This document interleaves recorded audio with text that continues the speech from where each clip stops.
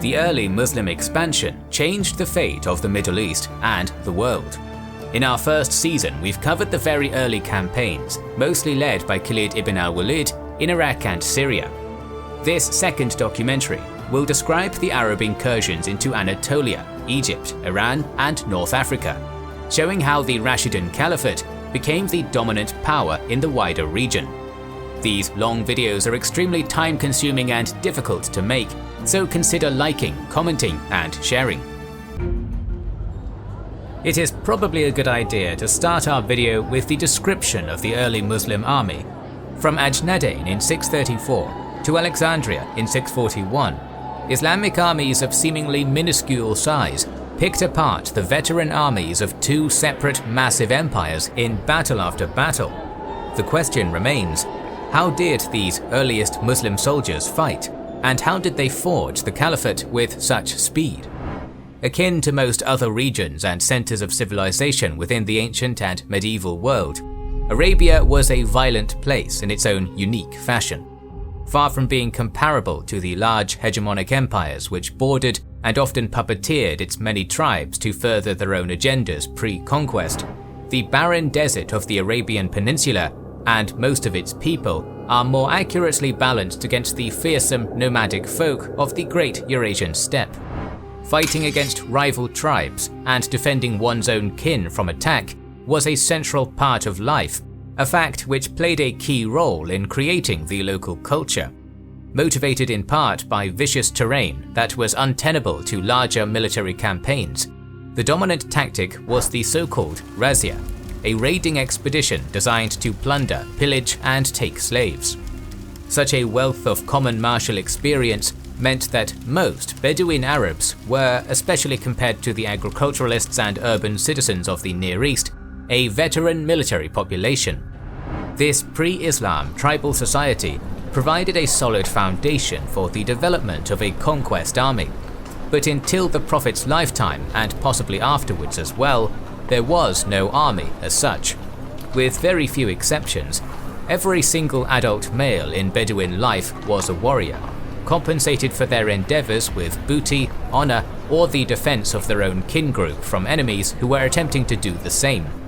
With the advent of Islam, leadership of Muhammad, and the subsequent unification of the Arabian Peninsula under the first Rashidun Caliph, its weapon-rich cities and Bedouin-inhabited hinterland alike came under one rule and one religion. This warlike population, who until recently were occupied fighting one another in small-scale struggles, could now be directed en masse to attack the settled, exhausted, and unready empires beyond the desert frontier. Although now turned to a single purpose, to expand the Dar al-Islam, the early Islamic armies remained in many ways what they had been before, tribal raiders. As the assault on Byzantine and Sassanid territory began, it quickly became clear that the established empires were not going to be met on their own terms. It was to be a mobile war of razzia, which the two emperors and their armies, each bent towards attacking the other, simply could not match. To this purpose, a primary strategic weapon of war utilized by the conquering Arabs was the unassuming camel. Accustomed to traveling across incredibly arid terrain with essentially no water, these workhouse pack animals were used to lethal effect on campaign. Camel-mounted armies of Muslim infantry would frequently strike Byzantine or Sassanid territory from unexpected, undefended angles, bleeding the empires of manpower and money before fading back into the desert, where their enemies simply could not go.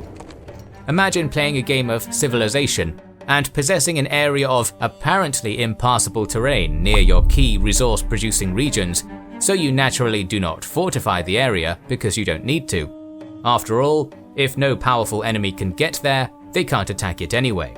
However, one of your underdog opponents then starts cheating and bypassing the impassable to strike at the heart of your most crucial land. Worse still, you can't chase them back through that terrain. If you try, you give them the opportunity to strike elsewhere. This is what the established empires must have felt when the Muslims started attacking.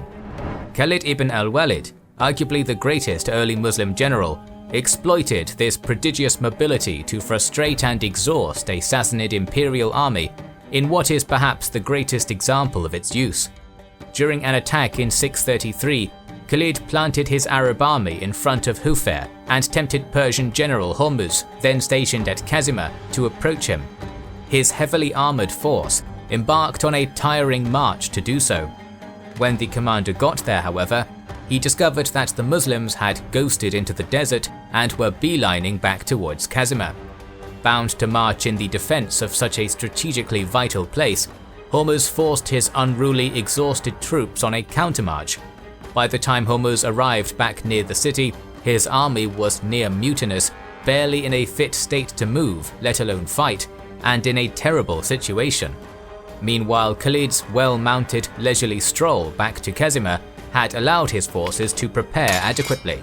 In the subsequent Battle of Chains, rejuvenated Muslim forces soundly thrashed Hormuz's thoroughly outmaneuvered, physically drained army. The average Arab warrior of the early Islamic conquest period would have been far less standardized in form than a soldier from the Byzantine or Sassanid empires. Infantry and cavalry were both prominent, despite Arabia's prominent lack of viable horse-rearing ground. Moreover, the distinction between foot and mounted troops was often blurred. Changing with the situation, cavalry might dismount and fight as infantry, while what might be dubbed mobile infantry were frequently carried to battle on horses or camels. Equipment, relatively similar between both cavalry and infantry, was purchased and provided by the individual warrior or tribesman, rather than being issued by the Rashidun Caliphate as a state. However, potential combatants who were indeed too poor to assemble equipment of their own might be assisted by wealthy kinsmen, neighbours, or other benefactors. Even for the well-to-do in Muslim society, however, good quality equipment was scarce in the early days. There was nothing overly unique about Muslim weaponry during the wars of expansion. Spear, sword, and bow were the primary methods of assault, but it is said that the Arabs possessed particularly long spears and remarkably short swords when compared to their enemies. As this short sword was carried in a shoulder baldric rather than a belt at the waist, it is likely that this style was copied or inspired by the old Roman gladius, which was kept in a similar manner. Metal armor seems to have struck both hot and cold in the Arab mindset from the very beginning, as is evident in a saying of the second Caliph Umar. He describes mail armor as keeping our horsemen busy, a nuisance for our infantry, and yet always a strong protection. Originating from the scalding hot and sun-bleached deserts of Arabia, heavy armor must have seemed anathema to Arab warriors at first, due to the sheer discomfort it must have brought on when worn, not to mention its encumbering effect. We can imagine the more well-off Arab warriors investing in a coat of mail, only to speak to their comrades about it and be met with traditionalist derision at wearing such a burdensome thing. Therefore, it may have been that use of armor was based upon both a warrior's ability to obtain it, in addition to the willingness to don it in battle and on the march. Conversely, it might also have been the case that mail was reserved for frontline troops, while rear-line infantry and archers went without. Whichever the case, a notable and repeated occurrence during the Rashidun's expansion was trouble facing enemy archers. It became so bad that whilst fighting the Byzantines in the eventual victory at Yarmuk, Islamic warriors suffered what became known in legend as the Day of Lost Eyes. It might have been that this, in addition to other such occasions, was brought on by a reluctance to wear heavy armor and helmets. Two other crucial units which partially made up Rashidun armies have come to symbolize the Muslim style of war during this period: the Mobile Guard cavalry strike force and the Mubarizan. Rather than being a default part of the Islamic army of expansion as an institution, however, the Mobile Guard in particular was in fact a circumstantial reorganization enacted by the great general Khalid ibn al-Walid in the middle of his invasion of Syria. After the commander's triumph at Ajnadayn in late 634, it was clear that the next stage of the Muslim invasion would have to pierce deep into Syria. So, sifting through the 8,000-strong army under his leadership, Khaled extracted the most veteran, most elite, and deadliest fighters to form a 4,000-man strong band of horsemen, which was known as the Army of Movement, or more commonly, the Mobile Guard. In an army whose warriors were already battle-hardened veterans, these paragons were the creme de la creme. One of those hand-picked 4,000 was the near-mythical warrior Kaka bin Amr. Not only did this ferocious lieutenant supposedly play a crucial role in both the Battle of Chains and the Battle of Yarmuk, but he was also personally chosen by the Caliph to lead Arab reinforcements to the Battle of al-Qadisiyyah. If our sources are to be believed, he also played a key role in winning this domino-toppling clash as an energetic cavalry commander. That was the sheer quality of soldiers assembled together in Khaled's elite unit. As a coherent and unified force, the Mobile Guard was frequently used by the legendary Sword of Allah as a lethal mounted reserve which could be used whenever it was seen fit. The unit could plug a hole in allied lines by riding swiftly to where aid was most needed, or it could sweep around the flanks of an enemy to roll up their battle line and win the battle. Under Khaled's generalship, it played both of these roles during the battle at Yarmuk. Despite its fame and flashy style of warfare, the Rashidun Mobile Guard was an incredibly short-lived entity, which nevertheless served its purpose.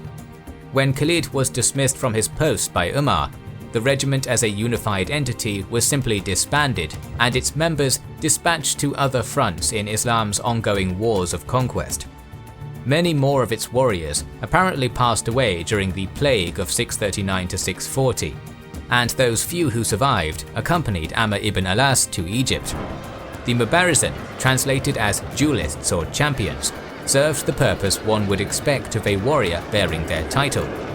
The bravest men in all the Arab armies, Mubarizin would step forward alone and battle a Byzantine or Persian champion in the ritualized single combat which was so common in that period. Arab champions were particularly deadly, gaining victory in most battles. As victors, they would bring pride to their religion and caliphate, morale to the army, and conversely demoralize the enemy force. Still, despite their successes, Muslim forces frequently found themselves on the sharp end of heavy casualty figures, and manpower replenishment rapidly became an issue that the caliphs needed to deal with. Part of this shortfall was made up by non-Arab deserters who took up with the invaders and quickly became key cogs in the overall machine of expansion out of the Arabian Peninsula. As early as the Battle of al-Qadisiyyah, 4,000 soldiers from the army of Rostam Farrukhzad went over to the Muslim side. So great was this coup that the defecting warriors were able to demand from the Arabs land of their own choosing to closely associate themselves with an Arab band of their own preference, and to be paid salaries, sometimes in excess of regular Arab warriors. These and other such traitors to the Sassanid Shah's cause were known as the Hamra, or Red People. This phenomenon became so prevalent that during the Muslim invasion of Khuzestan and the siege of Shushtar, a famous unit of elite Persian soldiers, known thereafter as the Asawira, led by one of Yezdegerd's most senior and trusted commanders, also went over to the Caliph's side. Not only did these most capable of soldiers convert to the new and rising religion of Islam, but they were given in exchange the highest possible level of pay, dwellings in the new town of Basra, and a position of honor within the Bani Tamim tribe. While a massive amount of Byzantine territory was lost to the Arabs, it paled to the annihilation which they inflicted on the Sassanid state, almost certainly in large part due to this lack of faith in their leadership. Persian civilians and soldiers alike seemed all too eager to defect and join the invaders at the slightest opportunity, perhaps due to instability within the royal house, weakness of leadership, or oppressive taxes. Conversely, Arab soldiers were, as soldiers go, relatively well behaved. Atrocities still no doubt occurred in great quantities, as they do in the vast majority of military conflicts. However, Islamic rules about military conduct, known as Siyar, mandated that some sense of civilization remained even at the darkest points of war. Enemy envoys were to be safeguarded and inviolate, Non-combatant civilians were to be treated as neutral parties, and truces were to be accepted wherever possible. Do not kill women or children, or an aged infirm person, once proclaimed Caliph Abu Bakr. Do not cut down fruit-bearing trees. Do not destroy an inhabited place. Do not slaughter sheep or camels except for food. Do not burn bees and do not scatter them. Do not steal from the booty and do not be cowardly. This kind of attitude, which ideally would result in minimal damage to enemy civilian occupations and populations, is likely to have garnered the invading Arabs incredible favor. In the previous season, we covered the first stages of the Muslim conquest of the Middle East. It started in 633 with the campaign in Mesopotamia against the Sassanid Empire, led by the general of the Rashidun Caliphate, Khalid ibn al-Walid. After a string of victories that brought him to the border of the Eastern Roman Empire, Khalid entered Syria and again won a number of decisive battles, culminating at the Battle of Yarmuk, which put most of the region under the control of the Caliphate. In southern Mesopotamia, though, the Sassanid Empire attempted a counterattack, which led to the Battle of al-Qadisiyyah. After the battle, that continued for days, the Muslim army, commanded by Sa'd ibn Abi Waqqas, defeated Rostam's Sassanid force. Amidst the slaughter and unfolding catastrophe at Qadisiyyah, the commander of the Persian centre-right, Jalinus, assumed leadership of the imperial army's remnant and set about saving what forces he could. Assembling a small elite strike force, he thrust towards the Al-Atiq Dam and drove a unit of Muslim troops away before forming a perimeter and holding it. As Sassanid stragglers withdrew across the dam wall to the other side, Jalinus bravely repelled many attacks from the Muslims and managed to see most of the remaining troops to safety, but it was still a painfully small number. When the last of them were on the canal's far side, Jalinus had the dam destroyed and began hastily pulling his men upstream to Najaf before the victors fully turned on him. Unwilling, however, to give the foe any breathing room, Sa'd ibn Abi Waqqas dispatched Kaka and Shirabil to hunt down scattered Persian units, while cavalry commander Zura bin al-Hawiyah was sent after Jalinus with 300 elite Arab horsemen. Not deterred by the dam crossing's destruction, Zura and his 300 drove their mounts into the torrent and forded it before chasing Jalinus's column upstream. The latter realized he was being chased and halted with his own cavalry at a nearby bridge, while the infantry carried on withdrawing all the way to Najaf. After a short time, the horsemen of Zura came across Jalinus's valiant rearguard and charged it, breaking the formation swiftly and provoking its leader into yet another withdrawal. His heels constantly bit by Zura as he did, Jalinus chose to turn and face the enemy in a final fight, believing that the best way to stop the pursuit was to kill the leader. So he halted his forces, turned about face and arrayed for battle, before personally riding before his troops and challenging Zura to single combat. Galloping forward atop their horses, the two exhausted commanders fought one another to decide the issue once and for all. And once again it was the Muslim who came out on top after a hard-fought struggle.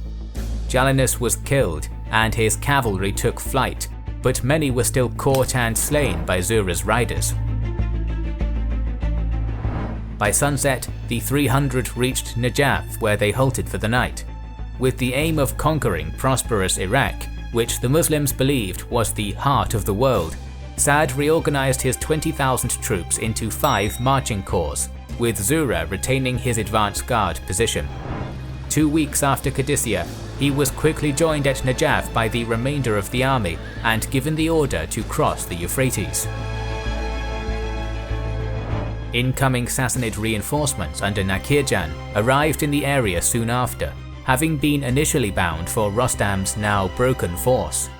Hearing of the defeat, the reinforcement group halted east of the Euphrates and waited for new orders from Ctesiphon, which came in the form of Firzan, a general tasked by Emperor Yazdegerd with preventing or delaying the seemingly unstoppable advance of the Muslims.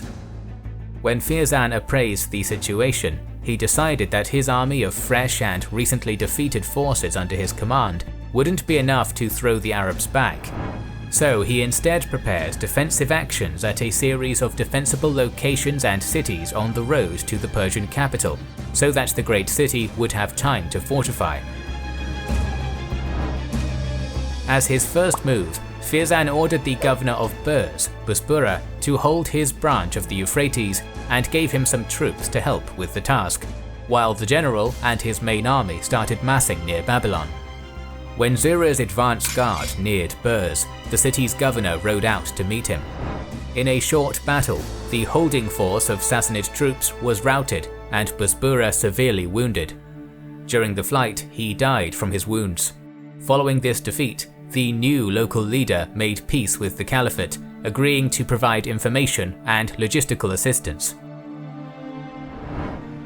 From these new allies, Zura learned that the formidable main Sassanid army opposing him was indeed across the Euphrates at Babylon, along with several high nobles. Zura then forwarded this crucial information to Sa'd at Najaf and waited for the 4 corps trailing his own to catch up. When they did, the Muslims advanced on Babylon in strength, and at some point in December 636, met Firzan along the riverbank and crushed his army in a brief but harsh battle. One of the defeated generals, Hormuzan, fled south with his contingent to his domain in Awaz, while Firzan and the remainder withdrew north in good order, leaving garrisons at Sura and Dirkab along the way. Zura again set off in hot pursuit, and, despite fierce resistance from the defensive Sassanid armies in his way, managed to defeat them at Sura, Dirkab and Kusa on his relentless drive to Ctesiphon. By early January of 637, the Muslim leader neared Vologesakerta, just one of the cities which made up larger Ctesiphon, where he was again rejoined by the bulk of his army. To the desert-dwelling Arabs, whose largest urban centers were but a fraction of the size, the Persian capital was unlike anything most of them had ever witnessed in their lives. More than just a single city, Ctesiphon had in fact grown to encompass about 7 grandiose population centers which had been constructed and assimilated over the centuries, forming a true metropolis. Because of its unique nature, the Persian heartland was dubbed Madain, or the cities in Arabic. On the Tigris's western bank stood Seleucia, Vologesakerta, and Ver Ardashir, while Ctesiphon proper and a number of peripheral hubs were to the east. Perhaps the most majestic sight for those approaching Arabs during 637 would have been the 40-meter-tall Arch of Khosrow, an architectural marvel unique in the world at the time. Although Firzan hadn't managed to stop the Muslim advance, his delaying action had worked, and now the entire western portion of Yezdegerd's imperial capital was fortified with a deep ditch with manned positions at regular intervals. The Sassanid Shah and his advisors also massed a number of ballistae and catapults in the bounds of Ver Ardashir, which, as the closest sub-city to Ctesiphon proper, was the focus of their defensive efforts. Zura ordered an attack on Madain shortly after his arrival, but Yezdegerd's artillery began launching bolts and throwing giant stones out of Ver Ardashir and into the Muslim ranks, causing severe losses and forcing Zura's forces to retreat out of range. Unable to reply in kind, he sent scouting parties to probe and find a way inside, but everywhere they came across the Persians' defensive trench and were unable to breach it. Sa'd arrived at this point and assumed command, swiftly deciding that there was little point wasting his warriors in careless assaults against such strong defenses. So instead he established a blockade around all of Madain west of the Tigris and settled his forces down for a long siege. However, Sa'd wasn't content to sit and wait for victory, taking all measures he thought possible to secure a faster surrender of the unbelievers, primarily by scything away at the western bastion's food supplies. To do this, he had his sub-commanders conduct raids on the neighbouring hinterland, seizing cattle and sheep for the Muslims' own use, whilst also sapping the enemy's resources by preventing supplies from reaching Ver Ardashir. In the process of doing so, Arab cavalry seized thousands of farmers as prisoners of war, who, upon the intercession of a regional leader who had submitted, were freed upon agreeing to pay the jizya tax. In addition, security for their lives and possessions were guaranteed, an act which won the Muslim invaders considerable goodwill with the locals. Throughout the month-long siege, Sa'd's warriors had also been continuously harried by the sophisticated Sassanid engines of war Yezdegerd's generals had amassed, although casualties at their hands remained relatively light. Unfortunately for the Persians, some of their engineers defected during the course of the siege and provided their masters with at least 20 novel artillery pieces of their own. When these contraptions subsequently began sending their own missiles howling into Ctesiphon, the dense concentration of Sassanid soldiers and civilians inside resulted in them causing terrible destruction. The fact that the Muslims had even acquired weaponry of this kind, which had until then been universally in Persian hands, also badly affected morale. By mid-March 637, Western Madain's situation was becoming intolerable. Persian civilians starved to death in the hundreds, while more and more were reduced to eating stray cats and dogs to survive. Beset by such conditions, the Sassanid troops not manning the ditch were concentrated into a single strike force and led in a desperate sortie beyond their defences. The Muslims arrayed to meet them in a pitched battle, and a desperate struggle began. Zura's corps was in the thick of the action, and he himself was wounded by an arrow.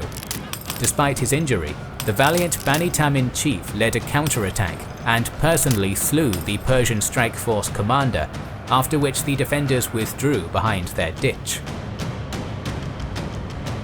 The savage fighting to repulse the Persian attack was followed by a few hours of eerie calm, during which a Sassanid officer approached the Muslims with an offer.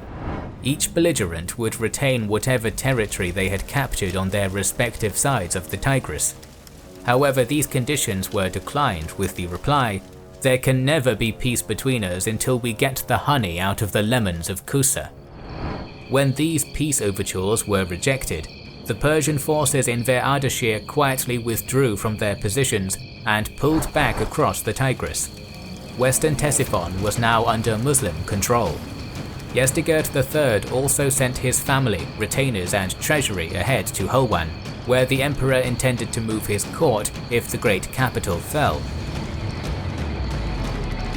Although behaving as if defeat was already inevitable, from his seat in the White Palace, Yezdegerd appointed Rostam's brother Kurazad and Miran to command the defense of the eastern city. These generals promptly redeployed their remaining forces on the eastern bank and waited for the besiegers' next move. That same evening, on the river's edge of newly occupied Ve'ardashir, Sa'd stared across the Tigris at the glorious Arch of Khosrow and pondered his next move, eager to claim it for Islam.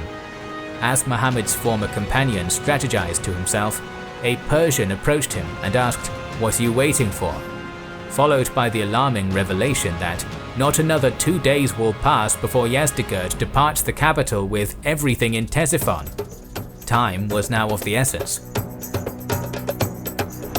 Another sympathetic local, possibly disillusioned by heavy Sassanid taxation, or possibly even a recent convert to Islam, took Sa'd to a known ford in the river, one which Sa'd deemed unsuitable due to the swift current and deep water. Rather than making a hasty decision right then, he chose to sleep on the issue and decide in the morning. During the night, Sa'd supposedly had a strange dream in which he saw the Tigris's waters, only they were flowing incredibly quickly and were unrealistically deep. Still, his own Arab cavalry appeared and plunged into the seemingly impassable torrent, reaching the other side relatively easily. The next morning, Sa'd convened a conference of his highest generals and declared that the cavalry would swim through the river, and asked if there were any volunteers to lead the dangerous attack. The first to put himself forward was Asim bin Amr, Kaka's tribal comrade and a dashing military leader, followed by 700 of the most reckless and brave Muslim warriors. After all necessary preparations had been made by mid-morning, Asim plunged into the water and began his crossing. Khurizad responded by ordering his Persians into the river to meet them, but after a hearty resistance, the Sassanid cavalry who responded were pushed back when one of their comrades from the city came, shouting, "Why are you killing yourselves? There's nobody left in Ctesiphon to defend." He was at least partially correct. Upon receiving word that the Muslims were crossing the Tigris, Emperor Yazdegerd had departed his capital for Hulwan, taking much of the imperial court with him. After their resistance faltered, most of the army defending the city followed suit, save for a Sassanid regiment fortified in the White Palace. On the Tigris, Sa'd took the opportunity Asim's lance-like advance had given him and began ferrying the rest of his warriors across to the beachhead, not without danger of succumbing to the raging waters. One man fell from his horse and fell into the current, but the all-powerful Kaka reached down in the nick of time and heaved him up. Despite the myriad dangers of the crossing, in relatively short order, the entire Islamic army was on the eastern bank of the Tigris River. The moment Sa'd himself landed, he ordered Asim and Kaka to move on the core of Ctesiphon, in the process of which they encountered token resistance, but this was quickly dealt with.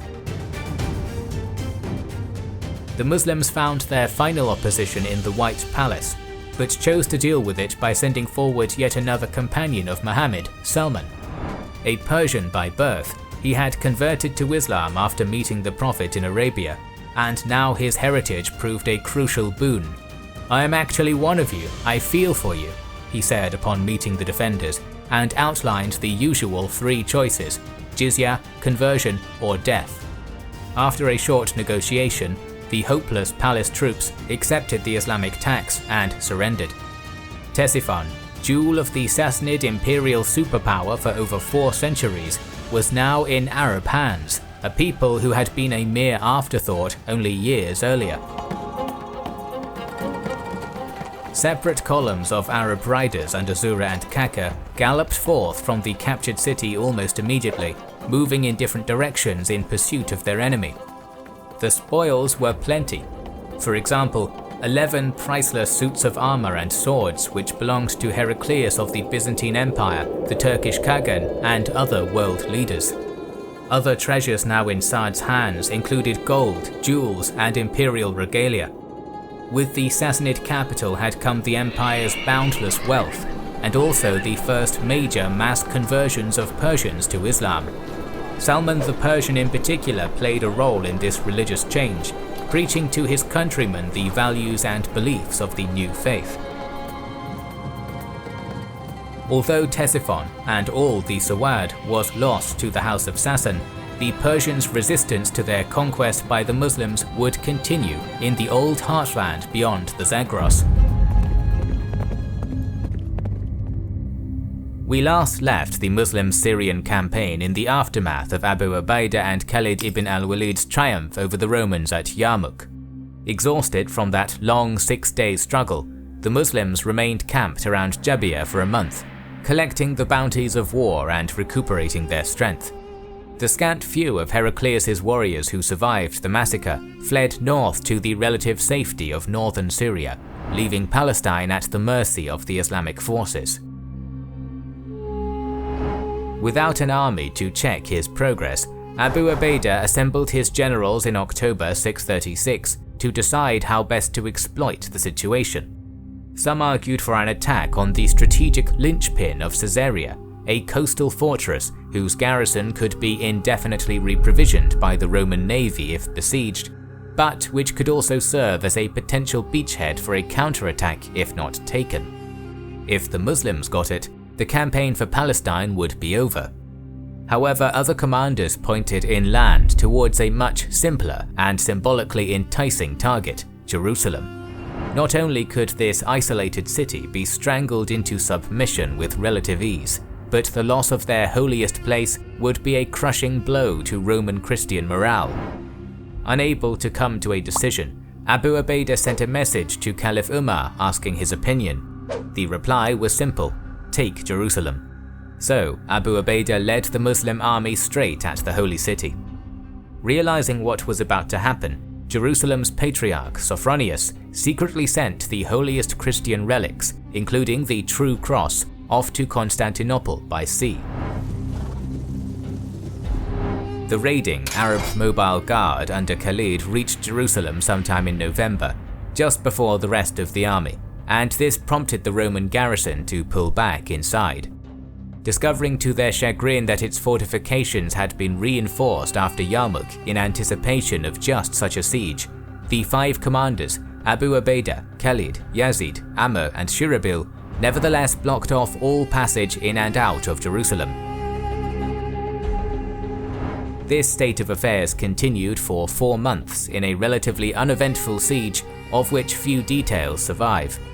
The situation in the city must have become unbearable though, because in March 637, Sophronius offered to surrender Jerusalem if Umar himself came and personally signed the treaty with him. When these terms became known, Shirabil suggested that Khalid, whose appearance was relatively similar to that of the Caliph, should impersonate their leader and secure a quick surrender. However, this attempt at deception failed the next morning because Khalid was far too well known in the Levant by this point. When it did, Abu Ubaidah instead dispatched a message to Medina explaining the situation. A few weeks later, having made the long journey from Arabia, Caliph Umar arrived near Jerusalem. Khalid and Yazid greeted him, both dressed in fine silk clothing, but this annoyed Umar, a firm enemy of luxury and a proponent of the Spartan way of life. Seeing his generals in such a state of apparent excess, the Caliph picked up some pebbles and threw them at the 2 stunned men, shouting, "Shame on you that you greet me in this fashion. It is only in the last 2 years that you have eaten your fill." The Caliph's rage was quickly sated when Khalid and Shirabil revealed that they were in fact still carrying armor and weapons beneath their fine outer garments. Drama aside, he quickly got down to business and negotiated with Sophronius, with the result that Jerusalem was opened to the Muslims by late April. It is said that the pact between Umar and Sophronius recognized Christians as a protected people, with the right to practice their own religion in return for the jizya. But this covenant of Umar is probably apocryphal. Now that the holy city of Christendom was in his hands, the Caliph conferred with his commanders and then went back to Arabia.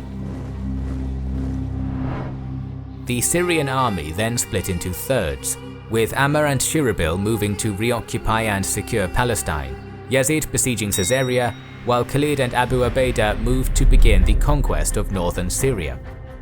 With the situation in the region seemingly hopeless after the Yarmuk disaster, Emperor Heraclius sailed from Antioch and withdrew back into Anatolia, intent on consolidating Byzantine military strength and protecting the remainder of his empire. Once the ship departed, it is said that Heraclius said the words, "Farewell, a long farewell to Syria, my fair province. You are in enemies now. Peace be with you, O Syria, what a beautiful land you will be for the enemy's hands." Despite this effective abandonment, some of the Roman garrisons were still determined to resist the Arab advance. From Jerusalem, a 17,000-strong force under Khalid and Abu Ubaidah marched unopposed to Damascus and then even further north to Emesa. From there, Khalid was dispatched with his elite mobile guard to Chalcis, modern Kinisrin, but was intercepted on a plain at nearby Hazir by 7,000 men under the town's Roman commander, Menes. He deployed his limited forces in 3 divisions, a center and 2 wings, placing himself at the forefront. Khalid charged with his Arab cavalry, and soon enough a fearsome mounted engagement was underway. After only a short amount of time, however, Menas was slain amid heavy fighting, and his troops, who loved their general, went wild with fury. Despite their numerical inferiority, the Roman troops matched the Muslims pound for pound in the head-on clash, pushing them back a little, but committing themselves too much. To exploit the opportunity, Khalid detached a unit of cavalry from one of his wings and led it around the Byzantine line, attacking his enemy from the rear and defeating them. It is said that not a single Roman survived this engagement at Hazir. Following this victory, in June 637, Khalid moved on Chalkis itself, where the garrison was stubbornly fortified in the town's citadel. Rather than launching an assault, the Muslim general merely demanded those inside and the defenders surrender, which they did soon after. Abu Ubaidah rejoined Khalid at this point, and the pair moved north to Aleppo, where they defeated a minor Byzantine force commanded by Joachim in a pitched battle outside the city. Much like at Chalkis, the Romans retreated into their fortifications, a hilltop citadel outside Aleppo itself. Joachim sallied out a few times in an attempt to break the siege, but failed, and by October 637 the city was in Arab hands. The greatest Roman city in Syria, Antioch, was now close. To precipitate an attack on it, Ubaidah sent a strike force to deal with the garrison at Azaz in the north, so that no Roman units could hit them from the flank as they were taking Antioch. This was done swiftly, and when the strike force returned, Ubaidah's advance on Antioch began. When the Muslim army was 12 miles from one of the urban jewels of the Byzantine Empire, they were met at an iron bridge over the Orontes River by a powerful Roman army who had come from Antioch. Although the details of this Battle of the Iron Bridge are also unknown, it is clear that Khalid used his mobile guard to superb effect, crushing the Romans in a battle whose casualties were only exceeded by Ajnadayn and Yarmuk. In the wake of thousands of fleeing enemy soldiers, the Muslims approached and besieged Antioch. But taking the illustrious capital of the East was an anticlimax. Only a few days into Abu Ubaidah's investment, October 30th, the weakened city surrendered on terms, and its defenders were permitted to withdraw north unmolested.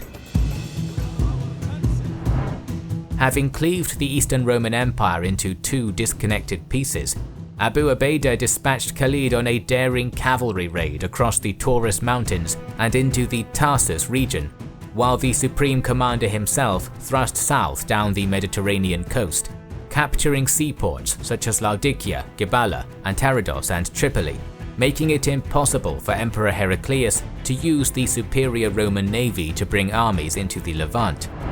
Although fighting in the area was far from over, by late 637 most generals of the Syrian campaign settled down to rule their respective regions as governors.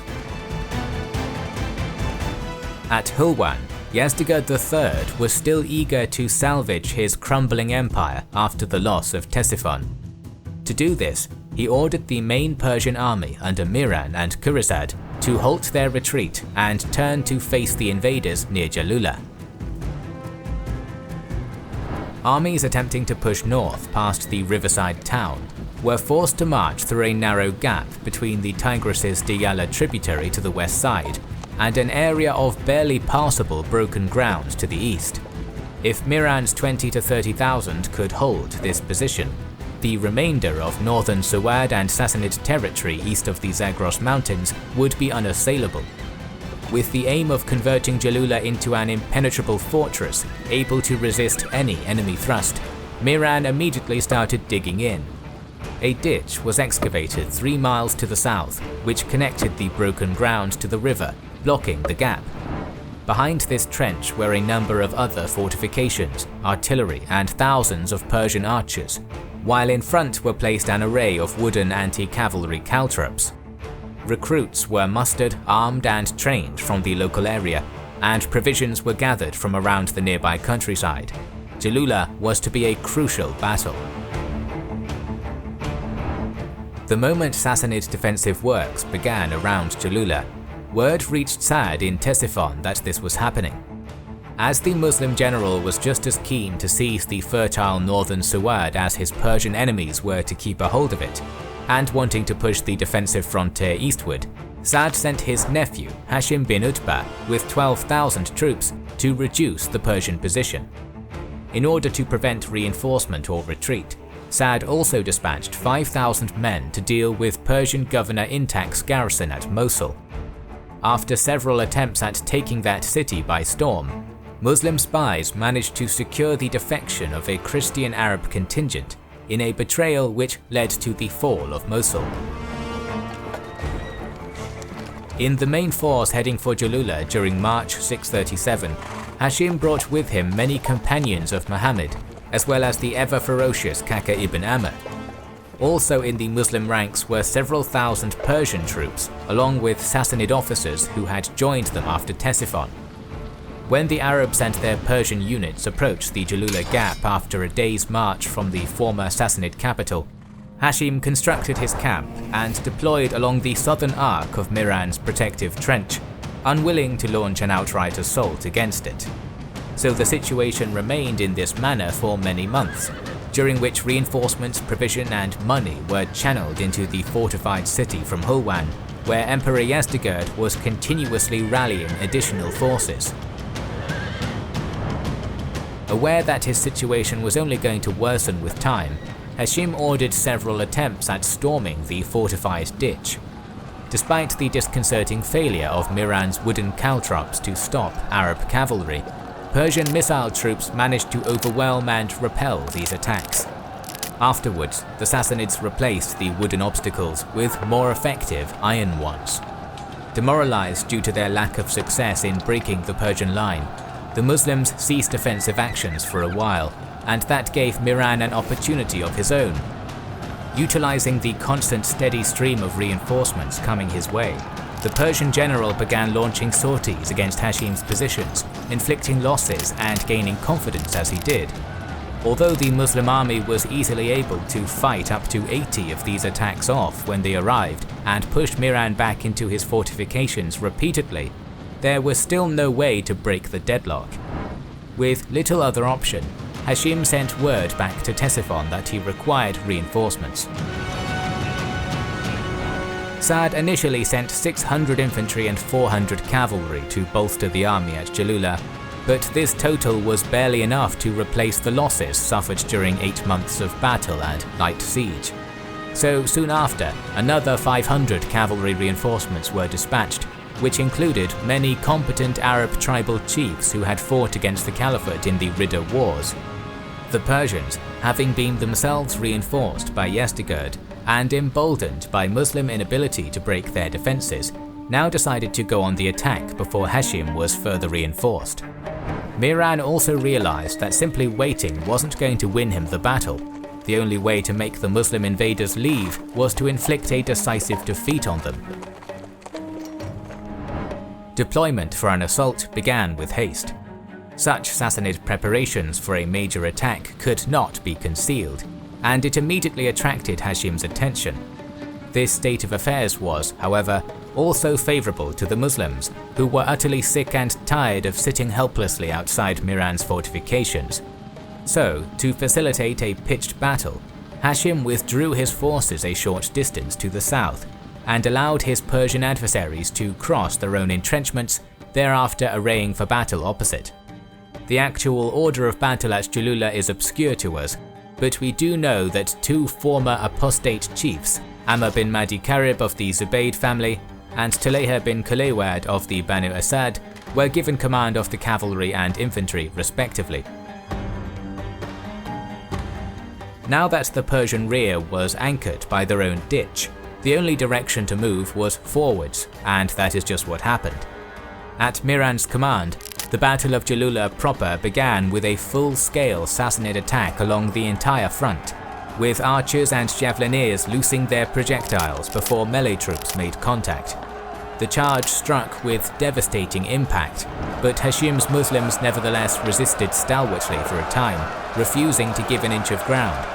This didn't last long, however, as the ferocious assault, fired up by constant shouts swearing vengeance for Al-Qadisiyyah and Ctesiphon, began punching small holes in various places along the Muslim line.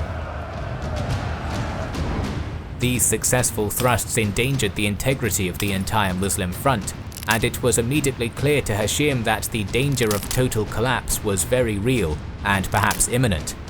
To resolve the problem, Sa'd's nephew rode along his buckling line to speak inspirationally to those units which were weakening, proclaiming that if they persisted, this was the last battle they would have to fight. The present clash between Sassanid and Muslim troops became increasingly brutal, as both sides' missile units ran out of javelins and arrows, instead taking up melee weapons and charging into the slog themselves. Both armies had units battered into non-functionality by the extended fighting, but when this happened, the Persians were able to replace them, while Hashim had no such luxury. Because of this numerical disadvantage, one Islamic unit gave way and routed to the rear at about noon, leaving a potentially fatal vacuum in the Muslim line.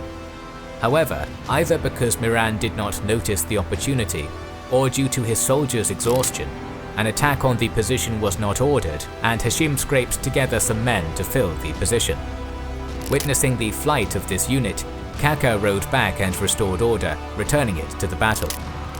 Almost unbearable desert heat and the brutal fighting led to the Persians halting their offensive just after this, and both sides disengaged. After a short rest, Miran planned to keep piling on the pressure, but Hashim had other plans.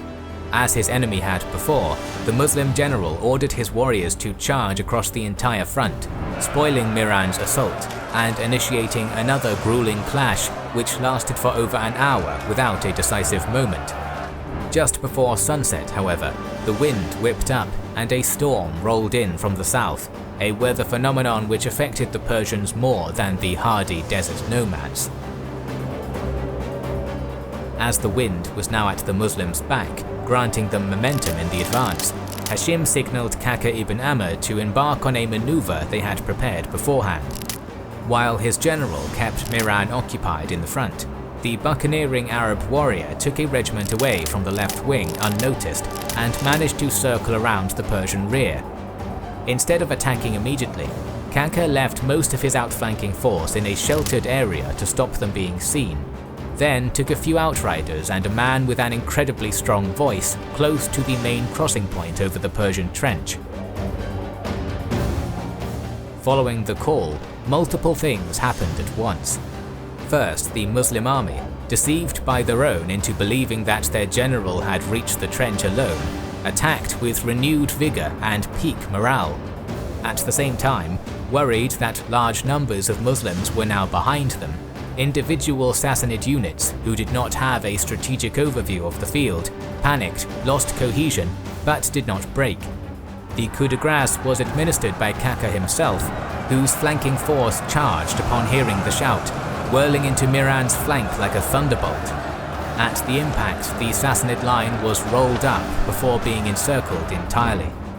Still, however, the Persian forces were stalwart, refusing to collapse utterly despite their unwinnable situation. Muslim forces continued attacking the encircled but still resistant forces of Miran all day, losing troops as they did. However, the Sassanid soldiers were only human. At sunset, as the sky began to darken, everything fell apart and the Persians routed, only to be cut down as they fled. A great mass of them, driven into the ditch and their own iron stakes by Hashim's army, perished terribly. Up to half of the Sassanid army perished at Jalula, while the remainder, including the town garrison, fled in the direction of Hulwan, and the town itself fell in December 637. Shortly after, Kaka rode in pursuit of the retreating enemy and defeated them, first at Kenikin, before besieging and capturing Hulwan in January 638. Emperor Yazdegerd retreated beyond the Zagros. When Kaka subsequently wrote to the Caliph asking permission to operate deeper in Persia, Umar would have absolutely none of it. Forbidding the operation, he replied, "I wish that between the Suwad and the hills were a wall which would prevent them from getting to us and prevent us from getting to them. The fertile Suwad is sufficient for us, and I prefer the safety of the Muslims to the spoils of war." Expansion to the east was halted, but the Muslims were now looking towards the jewel in the Roman imperial crown, Egypt. Despite winning all of Syria and Iraq for Islam in a series of stunning victories, the Caliphate's military situation remained unstable. Fierce Persian resistance continued in the mountains to the northeast, while Emperor Heraclius was hindering the Muslim advance as much as he could. to stall for time while he created an impenetrable dead zone between the Anatolian plain and enemy-occupied Syria. Heraclius sent envoys to his Christian Arab allies in the Jazira area, requesting that they attack the Muslim army in Syria. They obeyed the emperor's orders, crossing the Euphrates and arriving outside Emesa in March 638, where Abu Ubaidah had concentrated his forces to meet them.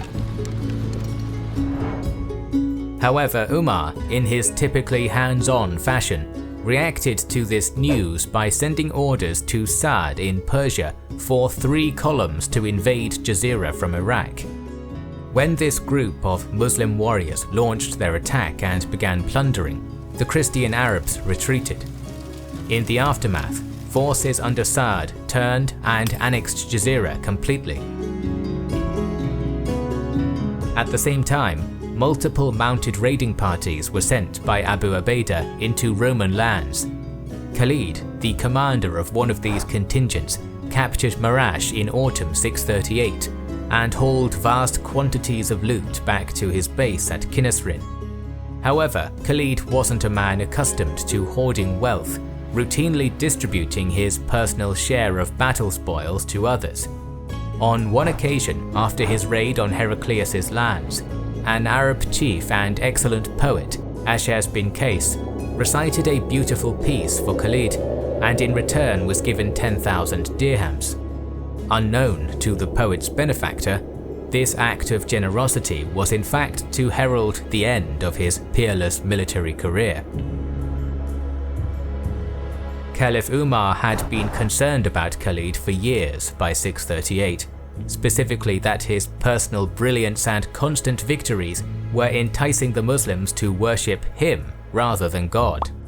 So when Umar received reports of his general's extravagance, Umar used it as an excuse to dismiss the Sword of Islam from his post and bring him to Medina. When the 2 formidable men came face to face, the Caliph spoke the words, "You have done, and no man has done as you have done, but it is not people who do, it is Allah who does." After this, Khalid left Arabia for Chalcis, where he lived just 4 more unhappy, unremarkable years before finally passing away in 642. As the undefeated victor of hundreds of clashes leaves our story, another bold but historically unappreciated Arab general enters the limelight. That was the 48-year-old Amr ibn al-As, who won distinction during the battles at Ajnadain, Yarmuk, and many others. When Abu Ubaidah appointed the conquered regions to his subordinates, Amr received all of Palestine. Upon moving into the area, he forced the surrender of Gaza and several other Roman garrisons which had remained unconquered after the fall of Jerusalem. In early 639, plague spread rapidly throughout the Levant. The Arabs, unaccustomed to this kind of terrible disease because of their nomadic lifestyle, died in the thousands, including generals Yazid, Shurabil, and Abu Ubaidah himself. It is worth noting that upon Yazid's death, his younger brother Muawiyah was appointed as governor in his place. Amr, who survived, was given command of the army, and this gave him a golden opportunity to propose an idea to the Caliph. Having visited Alexandria multiple times earlier in his life, Amr was well aware of just how prosperous the Nile region was, and believed it would be easy to conquer. The new commander put forward his plan to seize Roman Egypt for Islam, confidently declaring to the Caliph, "It is the richest of lands and the weakest in defending itself." Although Umar, who wished to consolidate Muslim gains after years of incessant warfare and plague, was initially reluctant, believing Amr was underestimating the task, his eloquence and persistence eventually led the Caliph to relent. Restricted to just 4,000 troops, mainly cavalry, Amr set forth from Jabia that same night in total secrecy, under the condition that he would withdraw if instructions to turn back reached him before he crossed into Egypt. However, if Amr's army was already inside Egypt when these instructions arrived, it could keep going. Convinced almost immediately that this expedition was too risky, Umar sent a camel rider off to Amr carrying a sealed letter ordering him to pull back. When it reached the general at Rafah, just a few miles from Egypt, Amr understood that the letter would doom his expedition before it even began. So Amr left the message unopened and moved into Egypt, and only then opened the letter. And since the army was already in Egypt when Umar's orders were revealed, Amr reasoned that it could keep going. The timeless province of power and riches was incredibly vulnerable, weakened by years of military laxity, and alienated from the imperial authorities in Constantinople by long-standing cultural and religious differences. The primary factor was that the Copts, Egypt's native population, adhered to a different form of Christianity to the empire at large. Emperor Heraclius in particular persecuted any perceived heretic in a manner that made religious division inevitable. The Roman authorities in Alexandria were alerted to Amr's presence, responding by raising troops and sending some of them to reinforce Pelusium, the key to Egypt. Setting forth from Arish in late December 639, the Caliphate's small army of veterans soon reached Pelusium, besieging it by land. However, Roman naval superiority meant that the city garrison could be reinforced and supplied, and this led to a 2-month-long siege, which was only brought to a conclusion when the Muslims repulsed a sortie and stormed the city in mid-February 640. After taking Pelusium, to the alarm and astonishment of the government in Alexandria, Amr marched unopposed along the Nile Delta's eastern fringe until he reached the citadel of Bilbais. The defenders resisted under blockade for a month, giving the Romans time to shift their forces around. Aware that the marauding 4,000 Arabs were aiming for the Memphis area, Egypt's prefect and patriarch of Alexandria, Cyrus, marched a 20,000-strong army to reinforce the nearby fortress called Babylon. Commanded by Augustulus Theodorus and garrisoned by 5,000 soldiers, Babylon was one of the Nile's strongest defensive bastions, standing 60 feet high in places and possessing walls up to 6 feet thick. By the time Amr starved the Bilbais defenders into surrender in the spring of 640, the Romans were prepared for his inevitable assault. Bypassing Heliopolis on their left, the Muslims arrived outside Babylon in May. Due to its sheer size, only some of Theodorus's army were manning the battlements, while most were encamped outside of the northern wall of the fortress, protected by a deep, arcing ditch. Fortifying this secondary position even further were spikes in front, and undug sections around the perimeter to act as sally points. Shortly after arriving and witnessing the Roman strength arrayed inside Babylon, Amr launched his 4,000 against the Roman units directly in front of the trench. After a hard-fought skirmish, the Muslims were repulsed with relative ease and set about finally making camp. Observing that his plan to keep Theodorus on the defensive was paying off, Amr mounted daily raids against the Roman positions all along the ditch. Furthermore, in an attempt to conceal just how tiny his forces were, the Muslim commander split and spread it over a large area. This state of affairs lasted for 2 months, the Muslims constantly assailing the Roman positions, and the Romans remaining hunkered down behind the ditch, presumably believing they would be able to win without fighting.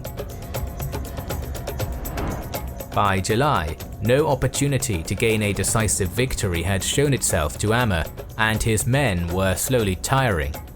So, having put the eventuality to the back of his mind, the man who had proclaimed that taking Egypt would be simple wrote to the Caliph asking for reinforcements. Rather than chiding his overly optimistic general, Umar mustered and sent him 4,000 reinforcements to conclude the campaign, who reached Amma a few weeks later.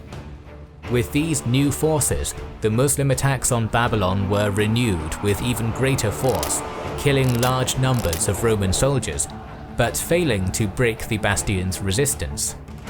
Even more hesitantly than the first time, Amma sent another request for Umar's aid. This time a further 4,000 troops were dispatched under the leadership of Zubayr bin al-Awwam, who, despite being offered Amma's command by the irritated Caliph, merely stated that he wished to help the Muslims engaged in Egypt. These new troops arrived in late September. After conducting a personal reconnaissance mission around the area, Zubayr pointed out something to Amma which the general seems to have missed. Still present about 10 miles behind the Muslim army was the Roman garrisoned city of Heliopolis. If coordinated correctly, these troops could smash into the Muslims from behind if Theodorus launched any attack from Babylon. To remove this potential threat, Amma led a large portion of his 12,000 soldiers to Heliopolis, leaving just enough at the fortress to keep the Romans on their toes. Upon approaching the walls, however, some of the garrison's cavalry contingent emerged from the city and beat some of Amma's horsemen in a brief engagement. Nevertheless, they were forced to pull back inside the walls as the city was besieged. Only a short time after investing Heliopolis, Zubayr and a small unit of hand-picked warriors scaled the walls in a dashing maneuver and breached the city. Seeing this, and realizing that the result of the clash was inevitable anyway, Heliopolis' garrison sued for peace and paid the jizya, after which Amma and Zubayr returned to Babylon. In their absence, the Romans had driven away the Muslim detachments closest to the trench and re-established their positions beyond it. Theodorus, likely realizing that he wasn't going to have the luxury of simply waiting the invaders out, began employing the Muslims' own tactics against them, launching daily raids through the Roman bridgeheads. Although the Romans generally lost more men in these scattered engagements, they could afford to, while Amma could not. The stalemate went on relatively unchanged until a revered Arab officer, Kharija bin Huzafa, approached Amma with a risky but potentially decisive plan to win the battle. That night, Kharija was given a cavalry regiment and ordered to lay his trap, which he did by riding around to the southern spur of a featureless ridge on the eastern side of the field. After quietly taking up a concealed position relatively close to the Romans' ditch, the Muslim cavalry waited. As Huzafa suspected, when morning came, the Roman forces crossed the trench in force and deployed for battle. The Muslims arrayed opposite them. When both sides were ready, Theodorus launched his attack across the front, pushing Amma, who ordered his army to retreat from Babylon with suspicious ease. It was in reality a feigned retreat.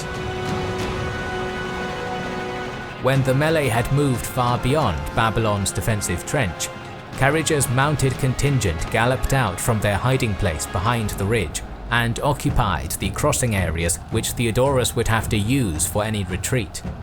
Amma, seeing that his horsemen were in place, countercharged with immense ferocity, driving the Romans back towards their own fortifications. Hearing the given signal, Kharija also launched his assault, crashing straight into Theodorus' rear, hemming the Romans in and then encircling them. Many defenders were killed, but a few Roman units turned and burst through Huzafa's cavalry, managing to re-secure the crossing points.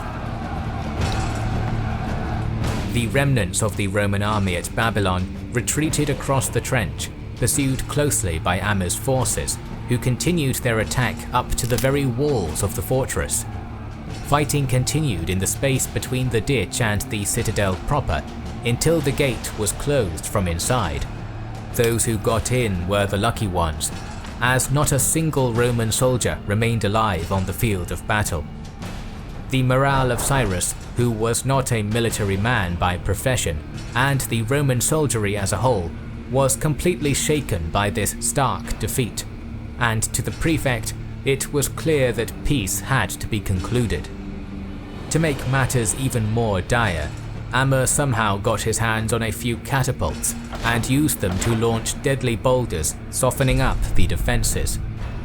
When this began happening, Cyrus departed Babylon with a small escort and took up residence on the mid-river island of Rauda, from which the fortress was being resupplied. Then the Coptic prefect dejectedly sent word to the Muslims that he wished to treat with them. Envoys were exchanged back and forth between the two sides, and Heraclius' viceroy attempted to offer Amr a lavish bribe if the Muslims left Egypt, but the Arab commander responded by giving three options: conversion to Islam, payment of the jizya, or death. Cyrus favoured capitulating in some form, but his Egyptian colleagues wouldn't have any of it, so the stalemate continued outside the impenetrable fortress. Since coming to terms with Cyrus was impossible, Amr went into Babylon with a few companions in order to speak with Theodorus. However, when he was entering the fortress, a Roman soldier muttered to him scornfully, "You have entered, now see how you get out." Correctly believing orders had been given for him to be killed upon exiting the conference, Amr tricked his way out of the fortress, convincing Theodorus that he was going to bring even more of his generals unwittingly into the trap. These attempts at ending the siege failed, and the gridlock outside Babylon continued. But finally, in mid-December, the observant Zubayr noticed that since most of the fighting had taken place on Babylon's north side, the riverside Gate of Iron and its two guard towers were relatively undefended. Just like that, the Muslims had found a key to Theodorus' citadel. Swiftly putting his infiltration plan into action with Amr's blessing, Zubayr assembled a unit to conduct the operation. On the moonless, clear night of December 20th, 640, most of the Muslim army arrayed quietly outside the Gate of Iron, while Zubayr and his comrades climbed ladders up the wall. Then, when some of his men were gathered on top, a deafening Islamic battle cry was sounded, echoed by the entire army, causing shock and panic amongst defenders who had no idea what was happening. Amidst the chaos, Zubayr slew the gatehouse sentries and broke the chain which held the gate closed, allowing Amr and the Muslim army to flood inside. While some of the more elite Roman formations made a brave last stand, most of their comrades routed towards the Nile. Once they reached the riverbank, the soldiers crossed to the safety of Rauda on pre-prepared boats, which ferried soldiers back and forth throughout the night. Among those who fled was Theodorus, who managed to escape Amr's grasp and run back to Alexandria. The next day, Cyrus sued for and obtained peace for the Copts on Muslim terms, agreeing to pay the jizya and submit the entire country to Islamic rule. The Romans in Egypt could either accept and remain, or reject and depart. Unsurprisingly, when Heraclius received a letter from Cyrus seeking the imperial stamp of approval for his peace with Amr, the emperor was furious and categorically refused, responding with a message full of scorn and insults.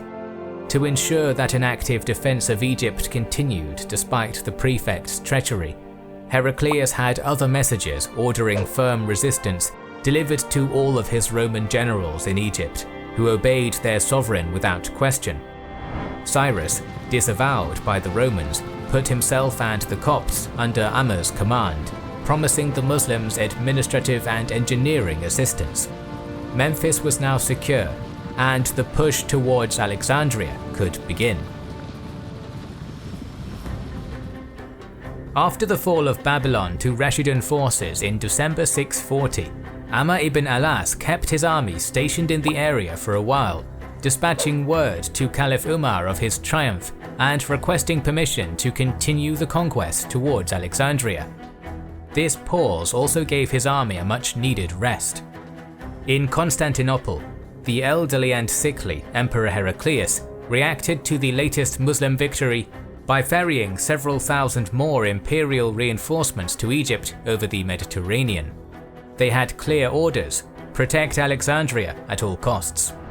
Upon making landfall at the provincial capital, these reinforcements and the existing Alexandrian garrison, possibly under Theodorus's command, began working to strengthen the city fortifications and fanning out to defensible positions en route to the city. Reports of these preparations made it south to Amr. At about the same time, a messenger arrived from Arabia with the Caliph's order to advance and seize Alexandria. So, leaving a small garrison to hold down Babylon and keep the Memphis region in check, Amr gave orders for his men to break camp. The 12,000-strong Muslim army headed northwards in February 641. Marching along the Nile Delta's western fringe, immediately adjacent to a familiar desert climate, the Muslims overcame light Roman resistance at Tanut and Qaum Sharik before turning northwest away from the river. After subsequently capturing Sultaeus, Amr then won a bloody victory at Kion, just 12 miles away from Alexandria, and chased the defeated Roman forces to the city's eastern approach. The march to the sea had taken just 22 days. Alexandria had been built by Alexander the Great and his Ptolemaic successors on a relatively narrow strip of land, bounded to the north by the Mediterranean Sea and in the south by Lake Mayut. Since the main transportation routes ended east of the city, the only truly vulnerable approach was the northeastern one.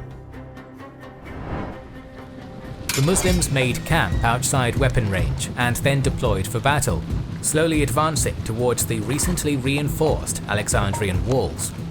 Unfortunately for Amr, such a careless preliminary move allowed the expert Roman artillerists to disrupt and scatter his units with volley after volley of massive catapult stones. This bombardment sent Amr and his warriors back to camp, dodging missiles all the way. Such attacks continued with intermissions, and in these intermissions, the Roman defenders would instead launch sorties out of the city and attack the Muslim army, aiming to throw it back and end the siege. Despite the ferocity and competence of the men carrying them out, these attempts failed consistently and ended up being pushed back into the city.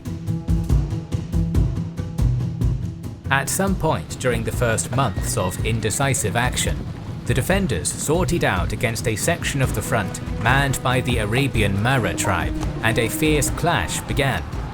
It seems to have concluded as an indecisive draw, but the Mara lost a man whose head was subsequently cut off and taken away by the Romans, much to the Arabs' fury. The next morning, the same thing happened. A Roman officer, probably made confident by the previous day's action, launched an attack on the Mara, but this time the outcome was very different. After being killed in the fighting, his head was taken by the Arab warriors and used as a bargaining chip to get their comrade's head back. After a brief negotiation, both sides made an exchange and buried their kinsman with honours.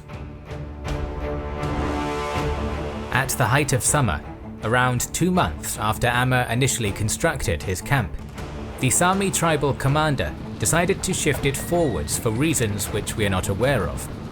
However, as his forces were moving, the Roman defenders sensed an opportunity and mounted a daring cavalry attack, which nevertheless was easily repulsed.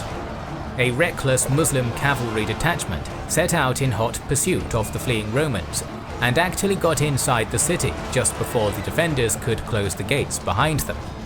Heavily outnumbered, they fought a fierce skirmish at the so-called Church of Gold, in which some of them were killed and the rest were pushed out of Alexandria. Heraclius, who maintained constant contact with Alexandria, was all too aware that the Muslims were gaining momentum. Worried that all of Egypt was about to be lost, he gathered a formidable army across what remained of the empire, together with equipment and supplies. Just before this giant emperor-led relief armada was about to set sail, Heraclius died in Constantinople at the age of 66, leaving his eldest sons, Constantine III and Heraclius, as joint heirs.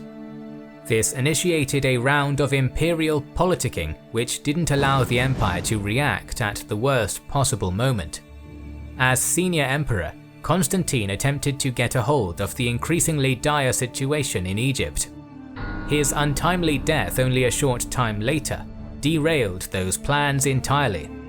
If that wasn't bad enough, some Byzantine generals, including one Valentinus, took up arms in support of Constantine's son, Constans II, believing that Heraclius' mother, Martina, had poisoned Constantine. This dynastic struggle would not conclude until late 641, ensuring that no reinforcements would be sent to Alexandria. Politicking also infected the soldiers defending the Egyptian capital, causing infighting and massive morale loss. When the siege had dragged into its 6th month with no sign of ending, Amma received a letter from the Caliph chastising him for taking so long. So, after conferring with his generals, Amma selected the experienced Ubadah bin as-Samit to lead an assault.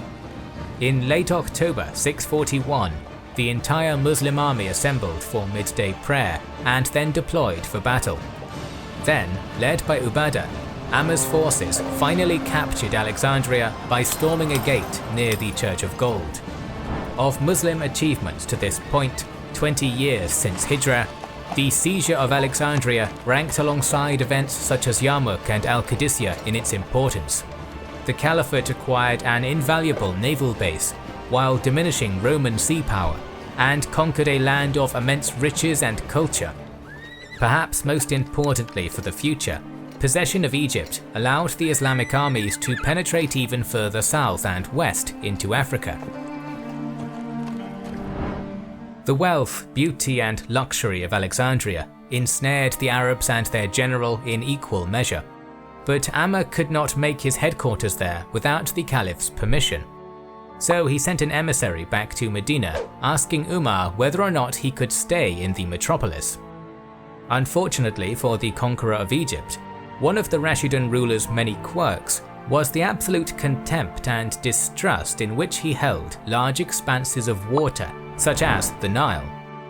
The single occasion on which Umar allowed one of his commanders, a governor of Damascus known as Muawiyah, to embark on a naval operation, the entire force had been destroyed. So Umar refused Amma's request, explaining, "I do not wish the Muslims to take up their abode where water intervenes between them and me in winter or summer." Disappointed, Amma moved south and laid the foundations for his new city, the first capital of Islamic Egypt, Misr al-Fustat, the city of the tents, or Fustat for short. The country's new governor was occupied for the next few months attending to the administration of the Caliphate's newest territory. As 641 gave way to 642, Amma settled grievances among his warriors and the locals, revitalized previously abandoned pieces of infrastructure, including canals, and even dispatched food aid to famine-ridden Medina at Umar's request. To extinguish any remaining embers of resistance against Muslim rule, Amma sent out 3 columns to the areas around Damietta, Heliopolis, and Fayum, while a 4th ensured that the remainder of Lower Egypt was obedient. All of them had an easy time, accomplishing their task without bloodshed by mid-642. With Egypt firmly in his grip, the adventurous Amma ibn Alas turned his focus towards a Christianized Nubian kingdom called Mercuria to the south. Mercuria, ruled by a king called Kalidurit from his great citadel at Dongola, was a rising and expansionist power in sub-Saharan Africa. In fact, its monarch had only recently annexed a former regional rival, Nobatia. A literate society with a vibrant culture of their own, the Nubians were renowned as hardy, ferocious warriors. In particular, their formidable reputation for horsemanship and archery was known around the Mediterranean world. At some point during the scorching African summer of 642, Amma sent his cousin Uqba bin Nafa and 20,000 horsemen into Nubia. where they quickly began suffering at the hands of the local inhabitants. Unable to resist the Muslims in a pitched battle, lethal but unarmoured Makurian archers, mounted and on foot, launched constant hit-and-run attacks which gradually sapped Uqba's strength before darting back unharmed into the wilderness. As the Islamic army pushed deeper into Nubia and encountered guerrilla-style attacks in increasing numbers and ferocity, the hawk-eyed Makurian archers would frequently call out to the Arab invaders, "Where would you like me to put an arrow in you?"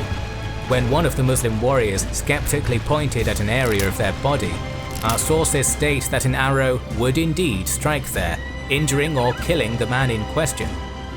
When Uqba and his diminished forces finally neared the Makurian capital at Dongola, they found a smaller enemy army of around 10,000 waiting for them, forced into defending their central city by Uqba's movements.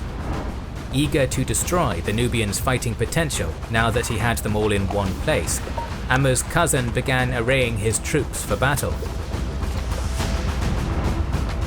As the Muslim advance towards Kaladurat's line began, it was almost instantaneously hit by an utterly merciless barrage of Makurian arrows that struck the attacking army with pinpoint accuracy. Uqba's assault was stalled in its tracks by the hail of missiles just as soon as it began, and his soldiers, 250 of whom had lost at least one eye in the battle, suffered terribly. Unable to close with the Nubian archers and swiftly losing men to grievous injury, Uqba withdrew his warriors from the field. Forever after, Muslims would call the Nubians the Archers of the Eye because of their penchant for loosing arrows with deadly accuracy into the eyes of their enemies. Unwilling to continue such a difficult campaign in a land which promised them little gain from plunder or future land, the Muslims continued retreating all the way back to Fustat. Although not exactly a decisive defeat, an army of the Caliphate had been defeated for one of the first times in history. After a month or two of recuperation, Amr assembled his armies from their bivouacs and personally led them west into the desert during September of 642. After a month of hard marching, the Muslims eventually arrived at a still Roman city known as Barca, which, having no arrangements for defense, quickly surrendered. This was the first act of the decades-long Islamic conquest of a region which is now called the Maghreb. Amr had Uqba ride inland from the coast, where he successfully pacified the area of arid desert between Barca and Sawila without violence. The poor population quickly proved law-abiding and reliable in their payment of taxes, so Amr decreed that part of the revenues coming in from the entire Fezzan region would be spent to alleviate poverty there. Then in spring 643, the Muslim army advanced on and blockaded the Roman garrisoned city of Tripoli. Amr set up his camp on an elevated section of terrain east of the city and waited, realizing that such a coastal settlement could be navally resupplied for an extended period of time. Lacking siege weapons, he also lacked the ability to reduce fortifications. After 2 months of relative inactivity, 8 of Amr's warriors galloped off west of the city for a hunting trip. When these hunters began making their way back around noon, the sheer heat of the day led them to ride back along the coast. All of a sudden, they came upon Tripoli's western boundary, where the city wall met the sea, and discovered that the section was only thinly protected. In a display of bravery or foolishness, these 8 intrepid opportunists used Tripoli's vulnerable flank to infiltrate their way inside the city. Before the defenders even realized what was happening, the Muslim group reached the city center and began slaying enemies. Such unexpected violence triggered a bout of extreme panic within the city, both among the civilians and Tripoli's defending forces.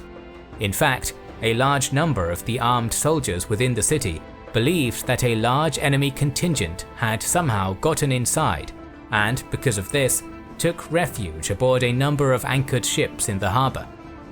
Amr caught wind of the pandemonium taking place inside the city and so quickly set about exploiting the weakness. Arraying his warriors with haste, the Arab commander ordered a full-scale assault to scale Tripoli's enfeebled walls. In yet another action of which we have left no detail, the Muslims managed to get inside and joined their 8-strong vanguard. Unwilling to fight any further, the Roman defenders took whatever they could carry and departed aboard their ships, leaving Tripoli to Amr's army. While most of the army stayed in the city for a while, the conqueror of Egypt sent a swift detachment of cavalry about 40 miles to the west, where the population of a town known as Sabrata were still carefree. They had heard rumors of fighting for neighboring cities, but it would be a while before the war reached them, if ever. The next morning, Sabrata's Roman guards opened the gates of their city, and its population began leading animals out to graze for the day. Unfortunately for them, it was at this moment that the Islamic cavalry unit struck completely by surprise, getting through the gates, killing the majority of the defending troops, and sacking the town. With that done, they returned to Tripoli.